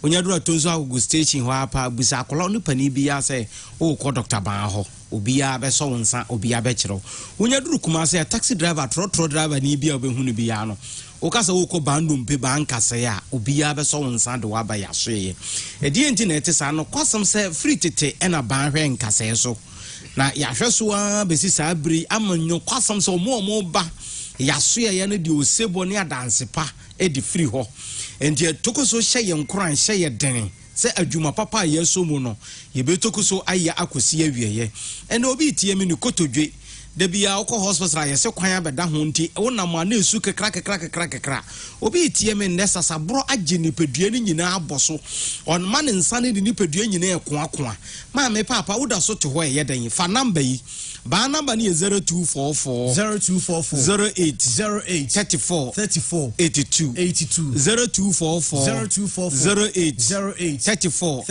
82 mbacho frɛ baba Dr. Baaso yɛ nkɔmmɔ bi a wɔsi ani wudi bia no yɛbɛto yɛbo ani wadi ebia wote ka mu ana sɛ wutu kwan ɛkɔ nkran ma mu a ɛho hia sɛ wobɛsan ba Kumase biom Kumase me sɛ Accra yɛ wɔ Spintex Road 18 Junction wonya duru hɔ na wobusa akoro pani no kwasam so obi abɛkyerɛ obabi Baaso yɛ ɛwɔ yɛka Dr. Baa ne yɛka wo nompe no wo nkasa ne wo sisi yare ne wo kotodwe no ho asam maame ɛna wo koto a wontumi nsɔre wo sɔre na wo te konwam so agisi yɛ pagyaw mesraw emfa wani nkokyere ba bia bampe na ehwe nkase ene numpe so obetumi aboa wo ene wo te hwiche mu woni da so nyina asa unhu ba bia wodi wani kyira mesi ye wo Kumase atonsu agogo wonya duru ho anyankopa adom ye di nubra ne haban ne kawa yare we nyina ase betu ama wanya wo fa hodie ene obi tie me stroke yare etete no unhu ne a wo ye mesraw ba bia wodi wani be kyere Dr. Baa yaso ye pen ye betumi aboa Dr. Baa pen ye betumi aboa ma stroke yade wonam na ompabo akura frita wonte wonaya ye wutitiriti da bia obeda asore wo se ananse achew papa ananse wonye police ni na da bia wababa arrest entimi srafo woni kire Dr. Baaso ye wokọ check ye doctor so korosro na se wo saade dooso mesra wo ba Baaso ye ya ye do 2 hours pe ene tesade no so amaduane ne nuane ne niam bebre wuntumi nni no onyankopa adom anya kwan adu waduane da bia me ka kire se osayare enya ajapade ne aka kire se da bia akoda kohwe ama wotwa ho kwan kwa afe da bia doctor no ma wo beji aduro mesrafo ni kire Baaso ye beboa wo ma ye de bosome ba akopɛ beyi osayare ne nyina ase afiri ho ene onyankopa adom nti ne prostate cancer duro ye de aba no papa se roba no kura asemu a wonu maduro ya bosome anase enu na otwe na otwe wasa roba na tumi yi to form ama wonya wo fa hodie se cancer na aba woni peduam anase be ma ni mu a ha wo ho bibrebiem fo ni kire Baaso ye ebia wo Johnson a wo chim ansa na Johnson aba mesrafo ni kire ye aso ye be ma ena wontumi mfro mpa yie mesro bande na duro nyina aba wo be fura si form ama ade kye ya bo wo mrane ato ayeyi enwom wo fie ede na etete wo de na ma wakoma atuo ede na ma wo yira ahoi asamba akopa me ka kire wo no se ba wo ho a ani da so wo ho ene nipa bebre ante banka amenne ye de o makosha asamando ene obi sabesa bebre bo yare anase hepatitis amana fu ne nan nyina ase atatai ama ne wante banka ntino ene ya de na akosha fom ene se wo timenka na sasa yare yi bi na edi wonya hepatitis na how ABCD ene etete wo a mesrafo ani kire ya so ye bebo ama sa yare we ya tuase ene de yare na ha wo BP wo ba check ne number 400 500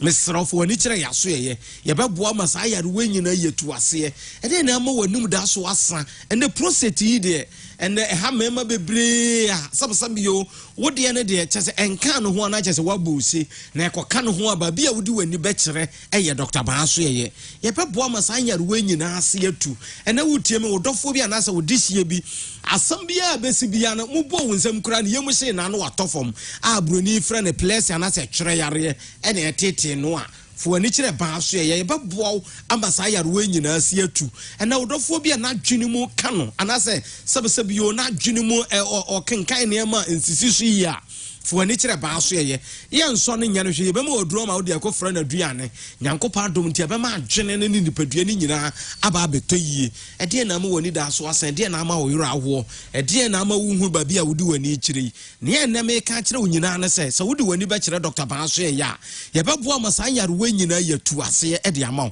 ye number ne ye 0244 08 3482 0244 08 3482 frɛ na bra yaso ye bɛboa de bia me ka kyerɛ sɛ yaso ye wɔ physical massage physiotherapy wɔ hɔ ye wɔ man ne mema ward wɔ hɔ e bia wo na mu abu mesra mfa wani nkyire ba bia Dr. Ban pɛ ene betumi atoa wo nan na ama na siye ene nipa bebre beba no akoba bi yese hwan no wagye ne nan no na ekosi ba bi na dompe na akosi ba bi na ne nan no e ba bi akoye tenten asene ba bi mesra mfa wani nkyire ba bia wa wo ba akora no sabsabi yo wade afe ekɔ o de ne tenase ano wate ahwe wo de ne ye bibi enye yie ama wo yemu no wakoma nyina atu mesra fo wani kyerɛ Dr. Ban so ye bɛboa wo ama akora no nkasa ne nunompe no nyina sisi yie ebia nkasa ne ba bi ye wose bi kotoa na ebi free ba bi ba no ebi na bi ankosisi yie because akora bia ye wona de bia me ka che so ne no mpe ye 270 enti 270 no nkasa no o nyini na nkasa na eshoto ni nyina ne se enye se kasa ne bi free ba bia na mo ebi kotoa to ama nkasa ne nyina sisi yie na ma akora no tumi tenase esore enante ye bibi bia enti sa akora ne se dam die bi ba ama ne nan ne wia ne se ne okeka no ho no enkoyi a fo ani kire Dr. Ban so ye bɛboa na masa wo haw ne sa ama ne nyina afiri ho ene sebe bi wakɔwo akora no da ho a kyese wo yɛ hwe ye nyi a mesrofo ani kire Ban so ye bɛboa ama sa nyare we nyina yatu ase ene mesro utie me wode ye ne hania fibroid na ha wo kompoyare na etete wo a ba bia wudi wani bɛkyere ɛyɛ Dr. Ban brane yentu sa nyarwe nyina asemfa mawo no onyankopɔ adom nti da bia me ka kyerɛ wo sɛ ani da so we wurade mu bara wo bɔ mpaye na ye yesunsumde ne nyina wi a hunamode ne tuwa na mo na fa braba na yentu ne nyina ase na yenkoto Pentecost nyom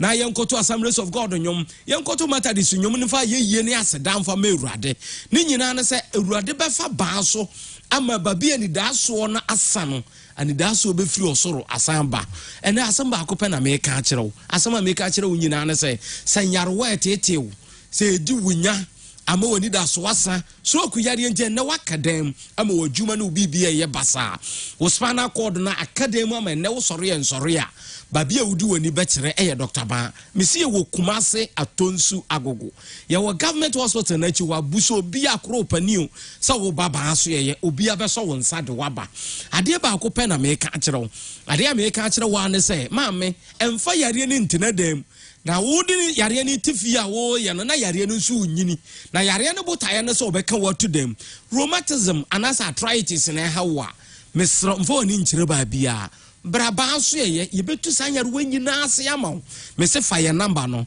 number ni 0244 08 34 82 0244 08 34 82 freba na ba wo freba number na onyankopɔn adom nti ubeye nhyira onyame nka wo ho na anopa mi me kwa kwatena se brabe sia me na ye monkomo ade bi akire wadwene bia no ye beto ye bo akire mu onyankopɔn nhyira wo nyankopɔn nhyira wo so pa Dr. Ban na yate ne nka no ti na watu anamo na afi ne o kasa ne unompe no Dr. Ban aga aka ho asem de ama kama Max wona na Asian yes boss Max yes sir say na o si against na say anya say ngede Mamintio.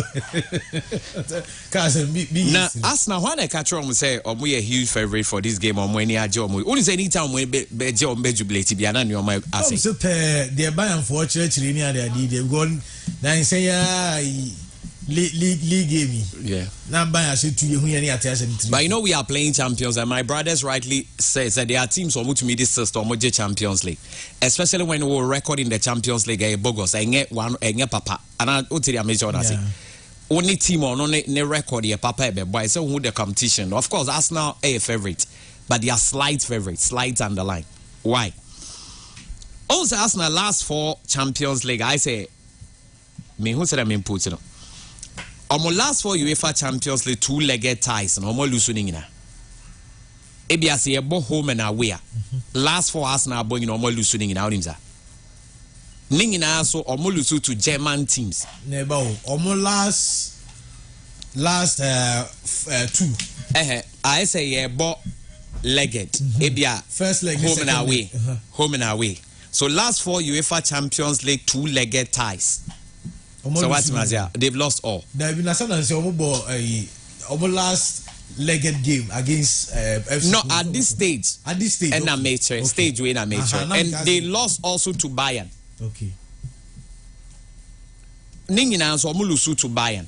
Aside Biggie there, last 3 head-to-head na 5-1, 5-1, 5-1. So san account, and it's the same Bayern and Ameboa.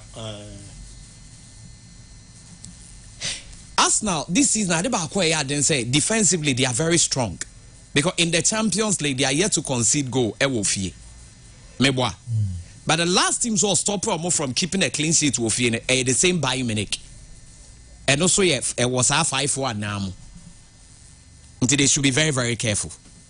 Bayern and always a Lazio show mono. And a dentium with image in this competition. Now crying in the reverse, one best about 3-1. It means that their pedigree is there.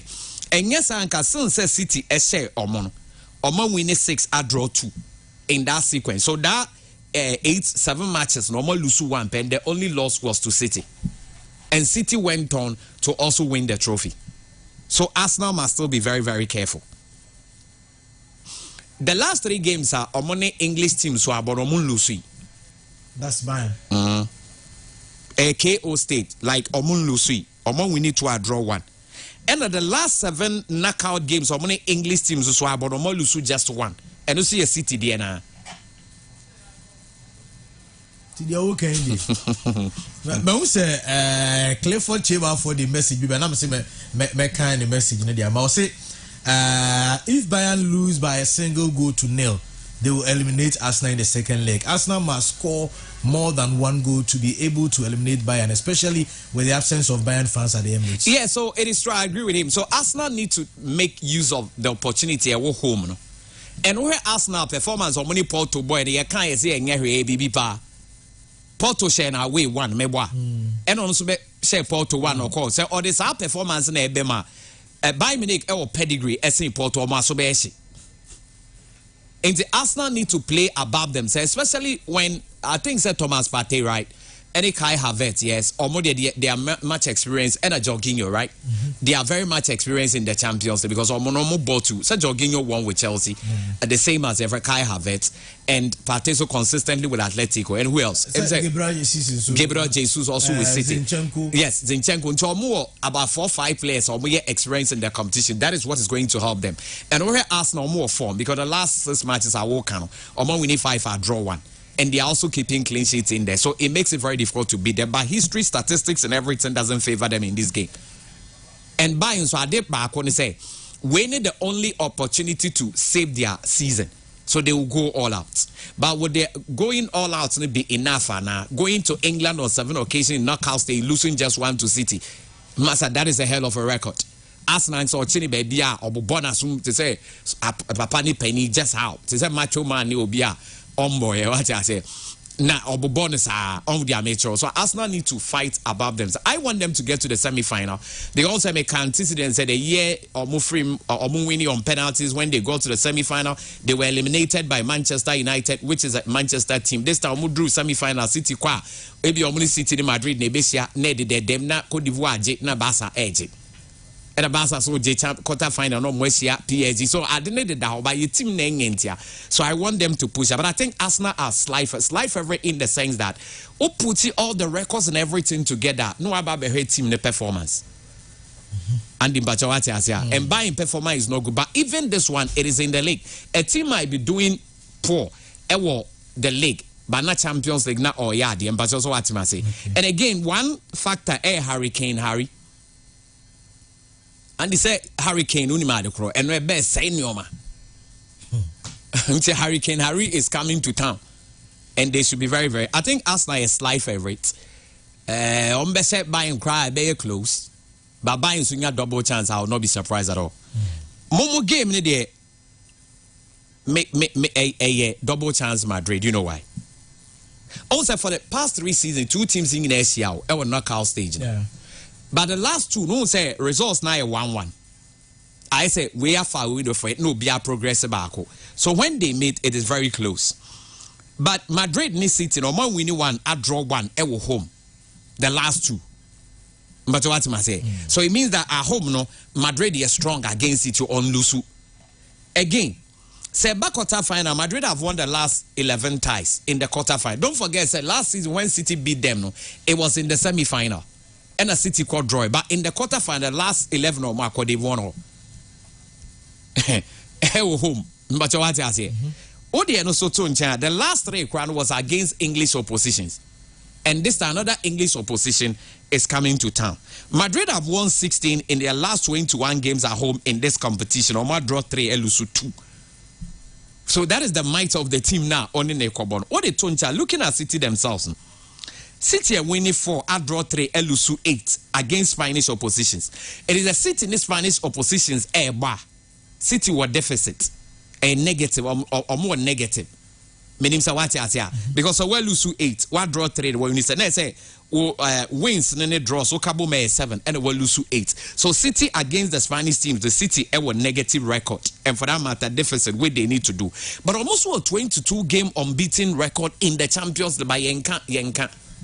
Christian Nedika. Chris, me person just say Yen trumpet Yenka be brave. But also what I say, 22. That's a hell of a record.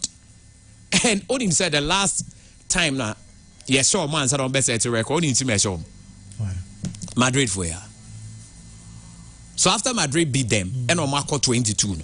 And see, on also 22, on also 22, let's say, on also they so be lose so much. But one bad thing is this: City last 7 away games, you know, in the we almost consider at least a goal.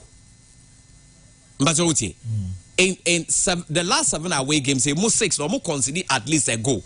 If that is the case, it means that Madrid will score. So what it means is how many will City score? Anybody tell me game not on be winning. Now, Miriam Pep Guardiola and had a trump card. Because Pep had a very good record against Carlo Ancelotti. What I know is that when winning 6 I draw 1, we lose 1 to Carlo Ancelotti. Haaland, Bellingham, no doubt about that. They will be the star man of the team. But what I can say is that a double chance Real Madrid. Double chance. I don't see City beating Madrid. If there's going to be a win, I'll give it to Madrid.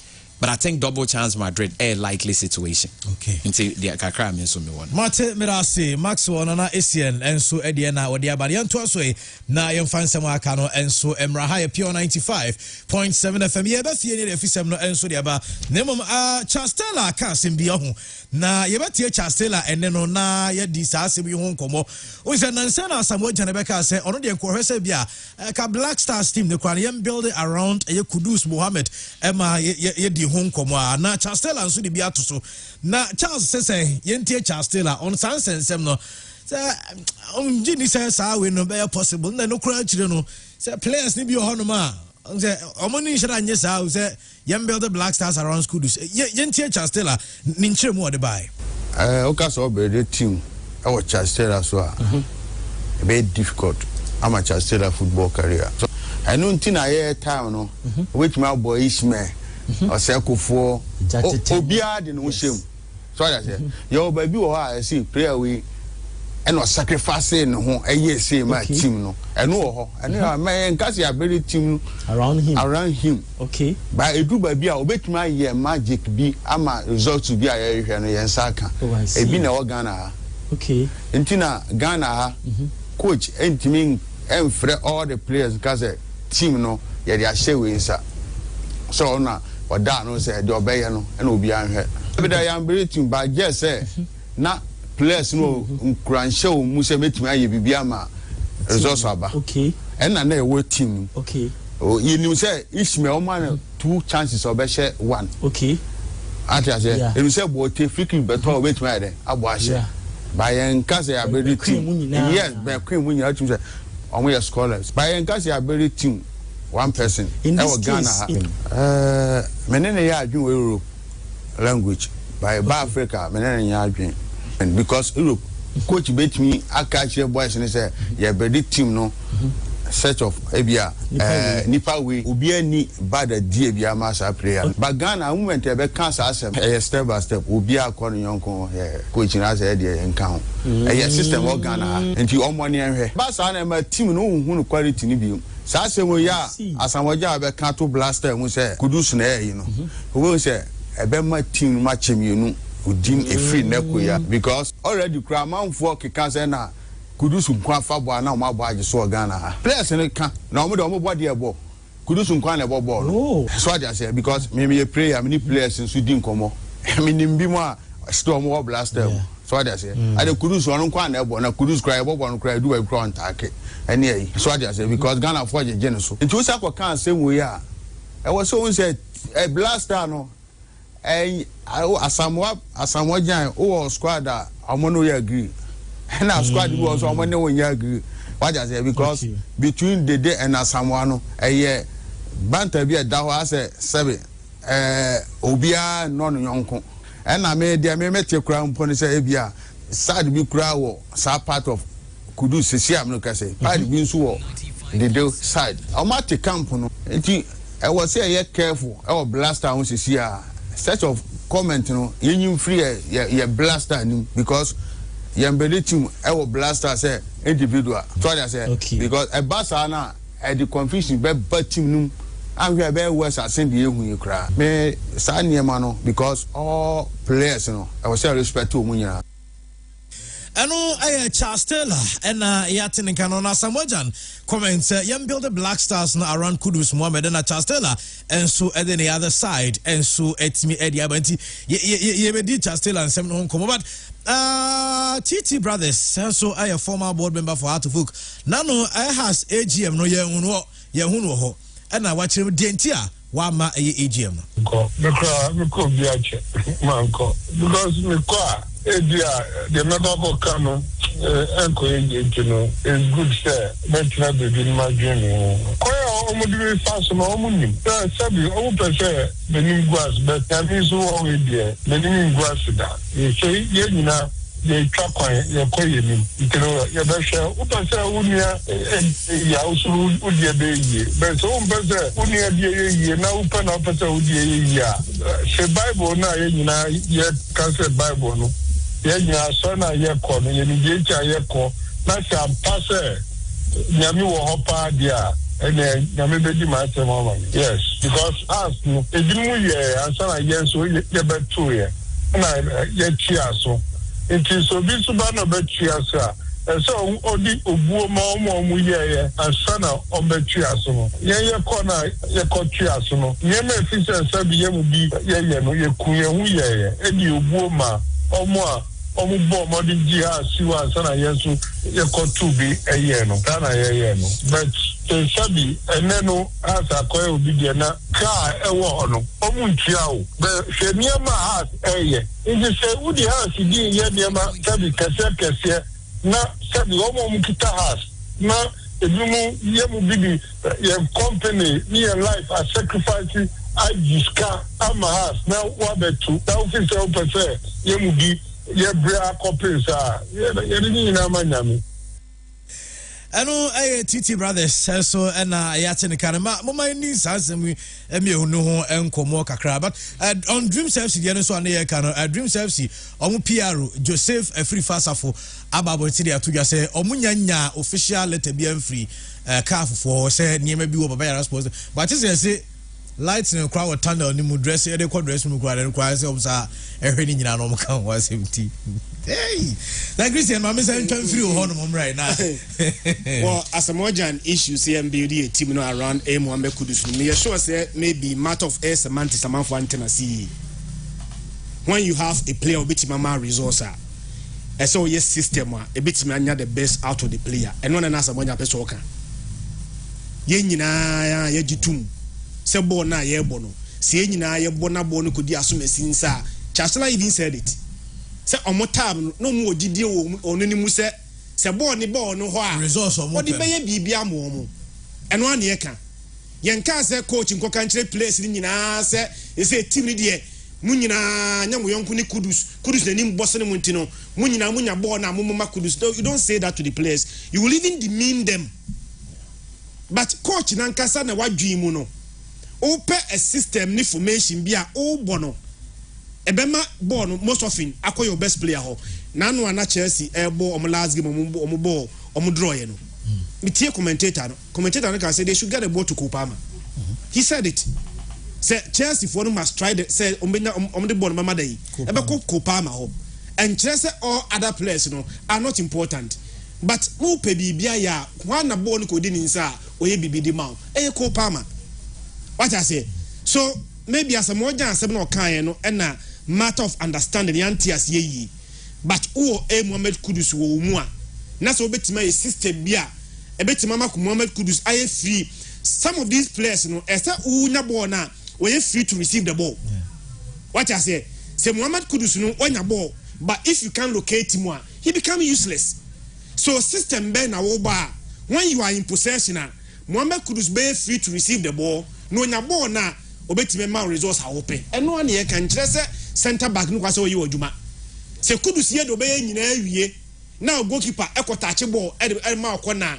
Andy obiam everybody must do their work at the World Cup Argentina egi World Cup one ejuma ni nyina de Argentina say Leo Messi but say Emi Martinez anya sa save no Colom one save na e bia ka Argentina anya World Cup no ye do penalties no senka Emi Martinez an save 2 penalties e bia ka Argentina anya World Cup no Emi Martinez this his job but Argentina for nyina hu say see the ball ye bobo ni nyina near the ball ma Messi the resource the ultimate resource no on the be my so we are going to have a system where ebenya the best out of Leo Messi yenya the best out of Leo Messi one the benefit Argentina and then Marcos Acuna nya World Cup ina Gonzalo Montiel onye World Cup ina Nicolas Tagliafico omunya World Cup ina what you say but sa na samonya enka me so say e be understanding no ene anti ase e wi ase obi di gidie ya de ma na sa gidie no one penny back eya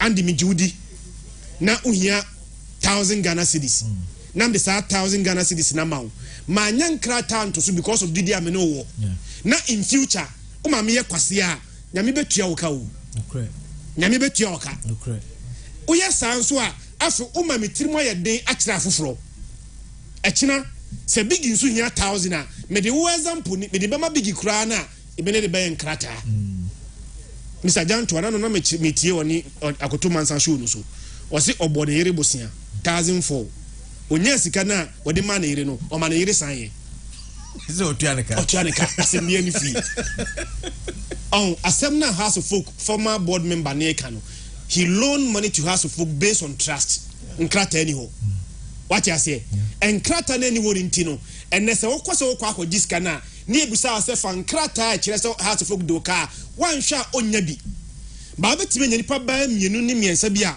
o metime collaborating story na oya House of Folk ni ntino Andy me so senka etu nkotwe duatro etwere nanka based on trust no this can engineer so the mamu no muntua na de mfama no ka asem de na asem ko enu ntino de na make asem me de mamu na wantua based on trust na bigiba na manfa mana na yewuntira se me de ma bigi na make asem bigi me anya nkrata nya se me nyi bigi ni o na no asem ni ntira what you say enti House of Folk must also set the example say okay ye ku a se obobo sia kra na nkrata ni wona etimi collaborate se de ka na betua ma wa e benefit wan kasa eritino TT brothers eneni ho but ono so next time ono so be betu no fu metia say and the management will change you PFM ebia kra nya adwuma ha say forever ebia management je ni omo ya adwuma ha say enye enlase forever enei Mr. Dinkra Mr. Sapon BKB enum na lead adwuma wi na based on trust my first card ya bo PFM bosia 20,000 Ghana cedis as an example krata na so bibia ni so what if in the next 10 years BKB ni ho Mr. Dinkra ni ho Mr. Sapon ni ho no new management come na because me di omo de meka omo ntuama me a in proper processes no they must demand document kire se PFM do ka dia kire de ntia PFM do ka what if mintiminya BKB so omo collaborative story no what if minya Mr. Dinkra so collaborative story no misika na shimu ana didie ni nipa ebu nipa kwase enti no udisika mu obi a madanse emrem unya danse a fankrata atoso na nipa nsan Mr. TT brothers or House of Folk penipa abo House of Folk bra ho pen onya abontunso ni efie ntokwa omo ntrafi no monka na se dia atwo beto adwa bibia nko awe nya asem keto asem keti ya Biggie Andy let me ask them in or Maxwell Andy I have to focus some no I believe say when the basic one sem na say BBC ya mostly the be kan illegalities ayemra e de na chese nipa na de oka but there are times and you be one illegalities but obi timi tena se na so de anya hwe yemfa morality mram yemfa mrafie na yenyimra ne nto nchen ne yanka asem no obi anya na hoto na say Christian e based on trust and all the years at the end ma Heart to Folk at that time he was a leader of Heart to Folk team nimu and let's assume without admitting say na adiana na oye no oni ni nuano ma na edi Heart to Folk animu no ebia ye peskai ade sesia obi ani bi me na me wo bi o wani ye nje na yemfa nye team ne ho adwuma e kyena se sika ne bi ba na motua ma ade ama me ena okofa sika ne ba ye thinking say ni nuanom no ne omo wo honom no ebia ye be wo hanom within the next 5 years within the next 10 years ena anko yesa ena no mu ni ho se omo an da so no mo ye Heart to Folk adwuma anka krata na so batin kan nsaka ne sika but unfortunately because of change of hands inti amasika ne nye debe enti mi maye oblemi Togo afede bebira enye because Togo is a businessman ono so betimi aka cha say sa na tie de a sabio manu tisumina so obi ote ba bia betimi asori aba say has de meka muntwi amame ono so beka say ne me nso me won krofo betimi organize ni part 3 ni part 2 ni part 5 no mumra media dance say ampa me bo Heart to Folk bosia e dia asem na obeka dia fa ho and if we say we learn from our mistakes I would say TT brothers papa no ye by indirectly was a mistake someone ye bibia na say paper bia amfa nto so emereko na nim ne ye nyina ye nsua bibi mfam frim we nye ono nko ana asem ye nyina ya asem in our daily lives sa na ma we si de bia esi time bia gibia wo obi mu betamade bi dia mani pakọ no ebe wi ase na afa nipa ne mfa ma na akwa ye nsem bebre odi ya wo ni mu odi ya wo Heart to Folk ho when people are in pain Andy nyankopon ko anim the extent to which they can go because making statement be say so also ma odia unua de anya yi a ebe ye den na won so odia ye such a person do you know the extent to which he can go just to see Heart to Folk for menkasa sa na woni tirim but I have some na maker so obi a odi ya usa no onu so betimi afa kwan bia so obeye di obeye bia se be Heart to Folk koyi esanse koyi na wo na wodi animu no unya animu nyam san koyi asame nso me bre na so waje oni mgu ase na de ndo de obi atene baabi enti se de se Christian kan no eye fi asem omo mfre papa no no mo ne papa ne ntena se no mo nka se nye sika ne kwampo yimfu no mmenya de ama no because kata na so that's obetua half mpo a I believe say kasadema abato obi abenya na sumbi obi anya akomapa at the end of the day Heart to Folk in kanko na amasa ne ma we nyina ba enti eni se nam we so na afa team ne baba be konachi me de bia meka kotokoshe Heart to Folk che enema Ghana Premier League ne ye de me mu nations enimtia me mu Samatex enimtia Samatex nations ne da soro but let's imagine say Kumasi Asante Kotokone has and about that first na about that second about leading the young 2 points and the kind of euphoria and attention and excitement of Ghana Premier League no and can change the Samatex nations the bebre that's very true it's the yanhwene nya niema ye na asumdwemra Heart to Folk mu na niema nkon kan fa matim na ndi matimeda say Maxwell yes boss ma mintie we na le watru ta ma me here chance the issue okay and the own say obala abrabomu life ankasa any management yam build the team around one person wrong but so what I say Asamoah is a very well experienced guy wa bobody be draw yehu but it doesn't mean that he will be right to whatever he says it's practically wrong things na wrong ma mean sure there se nipa na wa build it adena around him only what happens the whole thing will collapse anamebwa into her boxers cry they will tell you that my team anabox amebwa but when I come to kwano they all put together your head diet and mebwa your head your coaching the better the defense ni ade woni nyina but the he will fight but when omu you omoka say the team Into a team is not built around one person. Oh yes, I be cool. More example. I sorry be I build it around one person. Nipa nu we na sorry negu. Unim say no kwa nyame eduman kura egu. School be I build it around one person. Nipa ni free up school no either say egu anasa iden e breaki. Might the same way even radio station ya but wuti. Any show or any radio station that is built around one person, the moment nipa ni be free one stationing in Akrambo. Say open say Osaba Baka investment I'll be making a bear 10 times more than the old investment. So in life and in management, you're wrong. Say you're building a team around one person. You're wrong. But then mom the air say you won't call for you nyame already or more talent in the wasro. In time the moon in our more yen or more than is so. Okay. Andy what I say? Yeah. Mami we me mawi. Into the say. Or had it. Chairman 100 and the TMA. Chairman my man 100. Me 20. And the way 20. Okabo me say 140. Christian year 20. Okabo me say 160. Big year 20. Okabo me say 180. Good. And the way 50. Una ote chairman side way 50. Me 40. Christian year 40. Big year 40, Okabo Mezing.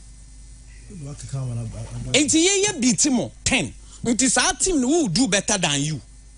Ain't you be on your big, not the be officer, your mom on your dear surrounding hono.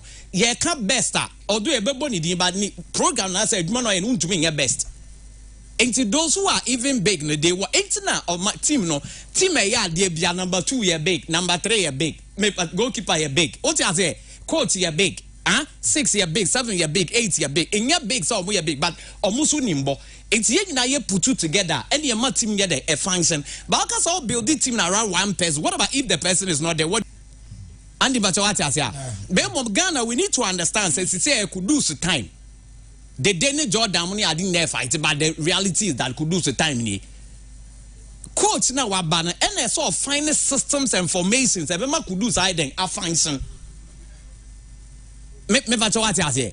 And they are different from say building the team around because so opera and NASA that only what do we do? Are we going to look for a different system altogether to play? And yes, I net here. It's what we are trying to say could do because finally also na Charles Taylor say yes at the hatred beba. And straightforward, is it not true? Funny say but yet na ye so it here. Nebia de chairman ye kasa be 30 minutes. Na chairman ma nkwa kasa 25 minutes. Na kasa 5 minutes. Am kasa will you be happy coming here? Ebi o ha on show. Obi o wa emfa no ho. And the uti. Ebia so ya obey. O say match or kasa. No one man be 45 minutes. Na nkwa ma rattle. Nebia big year 5 minutes. Christian 5 minutes every day. Do you think they will be happy? Do you think they will be happy? So the bad team no more. Si enya Bobby a yemfama kudus, enya Bobby yemfama kudus. Na say Niake William ye man supplier. O meka so wajana sa team no bana. And the Taylor is speaking from experience side. One with their nature. It is not that we are against Kudus is our boy. Will not be. He's the best Ghanaian player around. But ye teamer, Mr. In life principle, we don't build a team around one person. Yes, I'm pass a guy in Ankasa Kudus. The players will rise against him. And as my make out say, almost sorry to supply they will undermine him. It's a coach I be fan no. I see a cry coaches. Me come you say coach.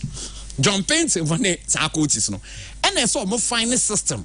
Any formation e be my best player and be to my den wa function in that. I think Taylor is one of the guys I think I really like his analysis on the point, and I think say a spot on. Mateberas Maxwell and Asian and so now attending can be bedin como se sie.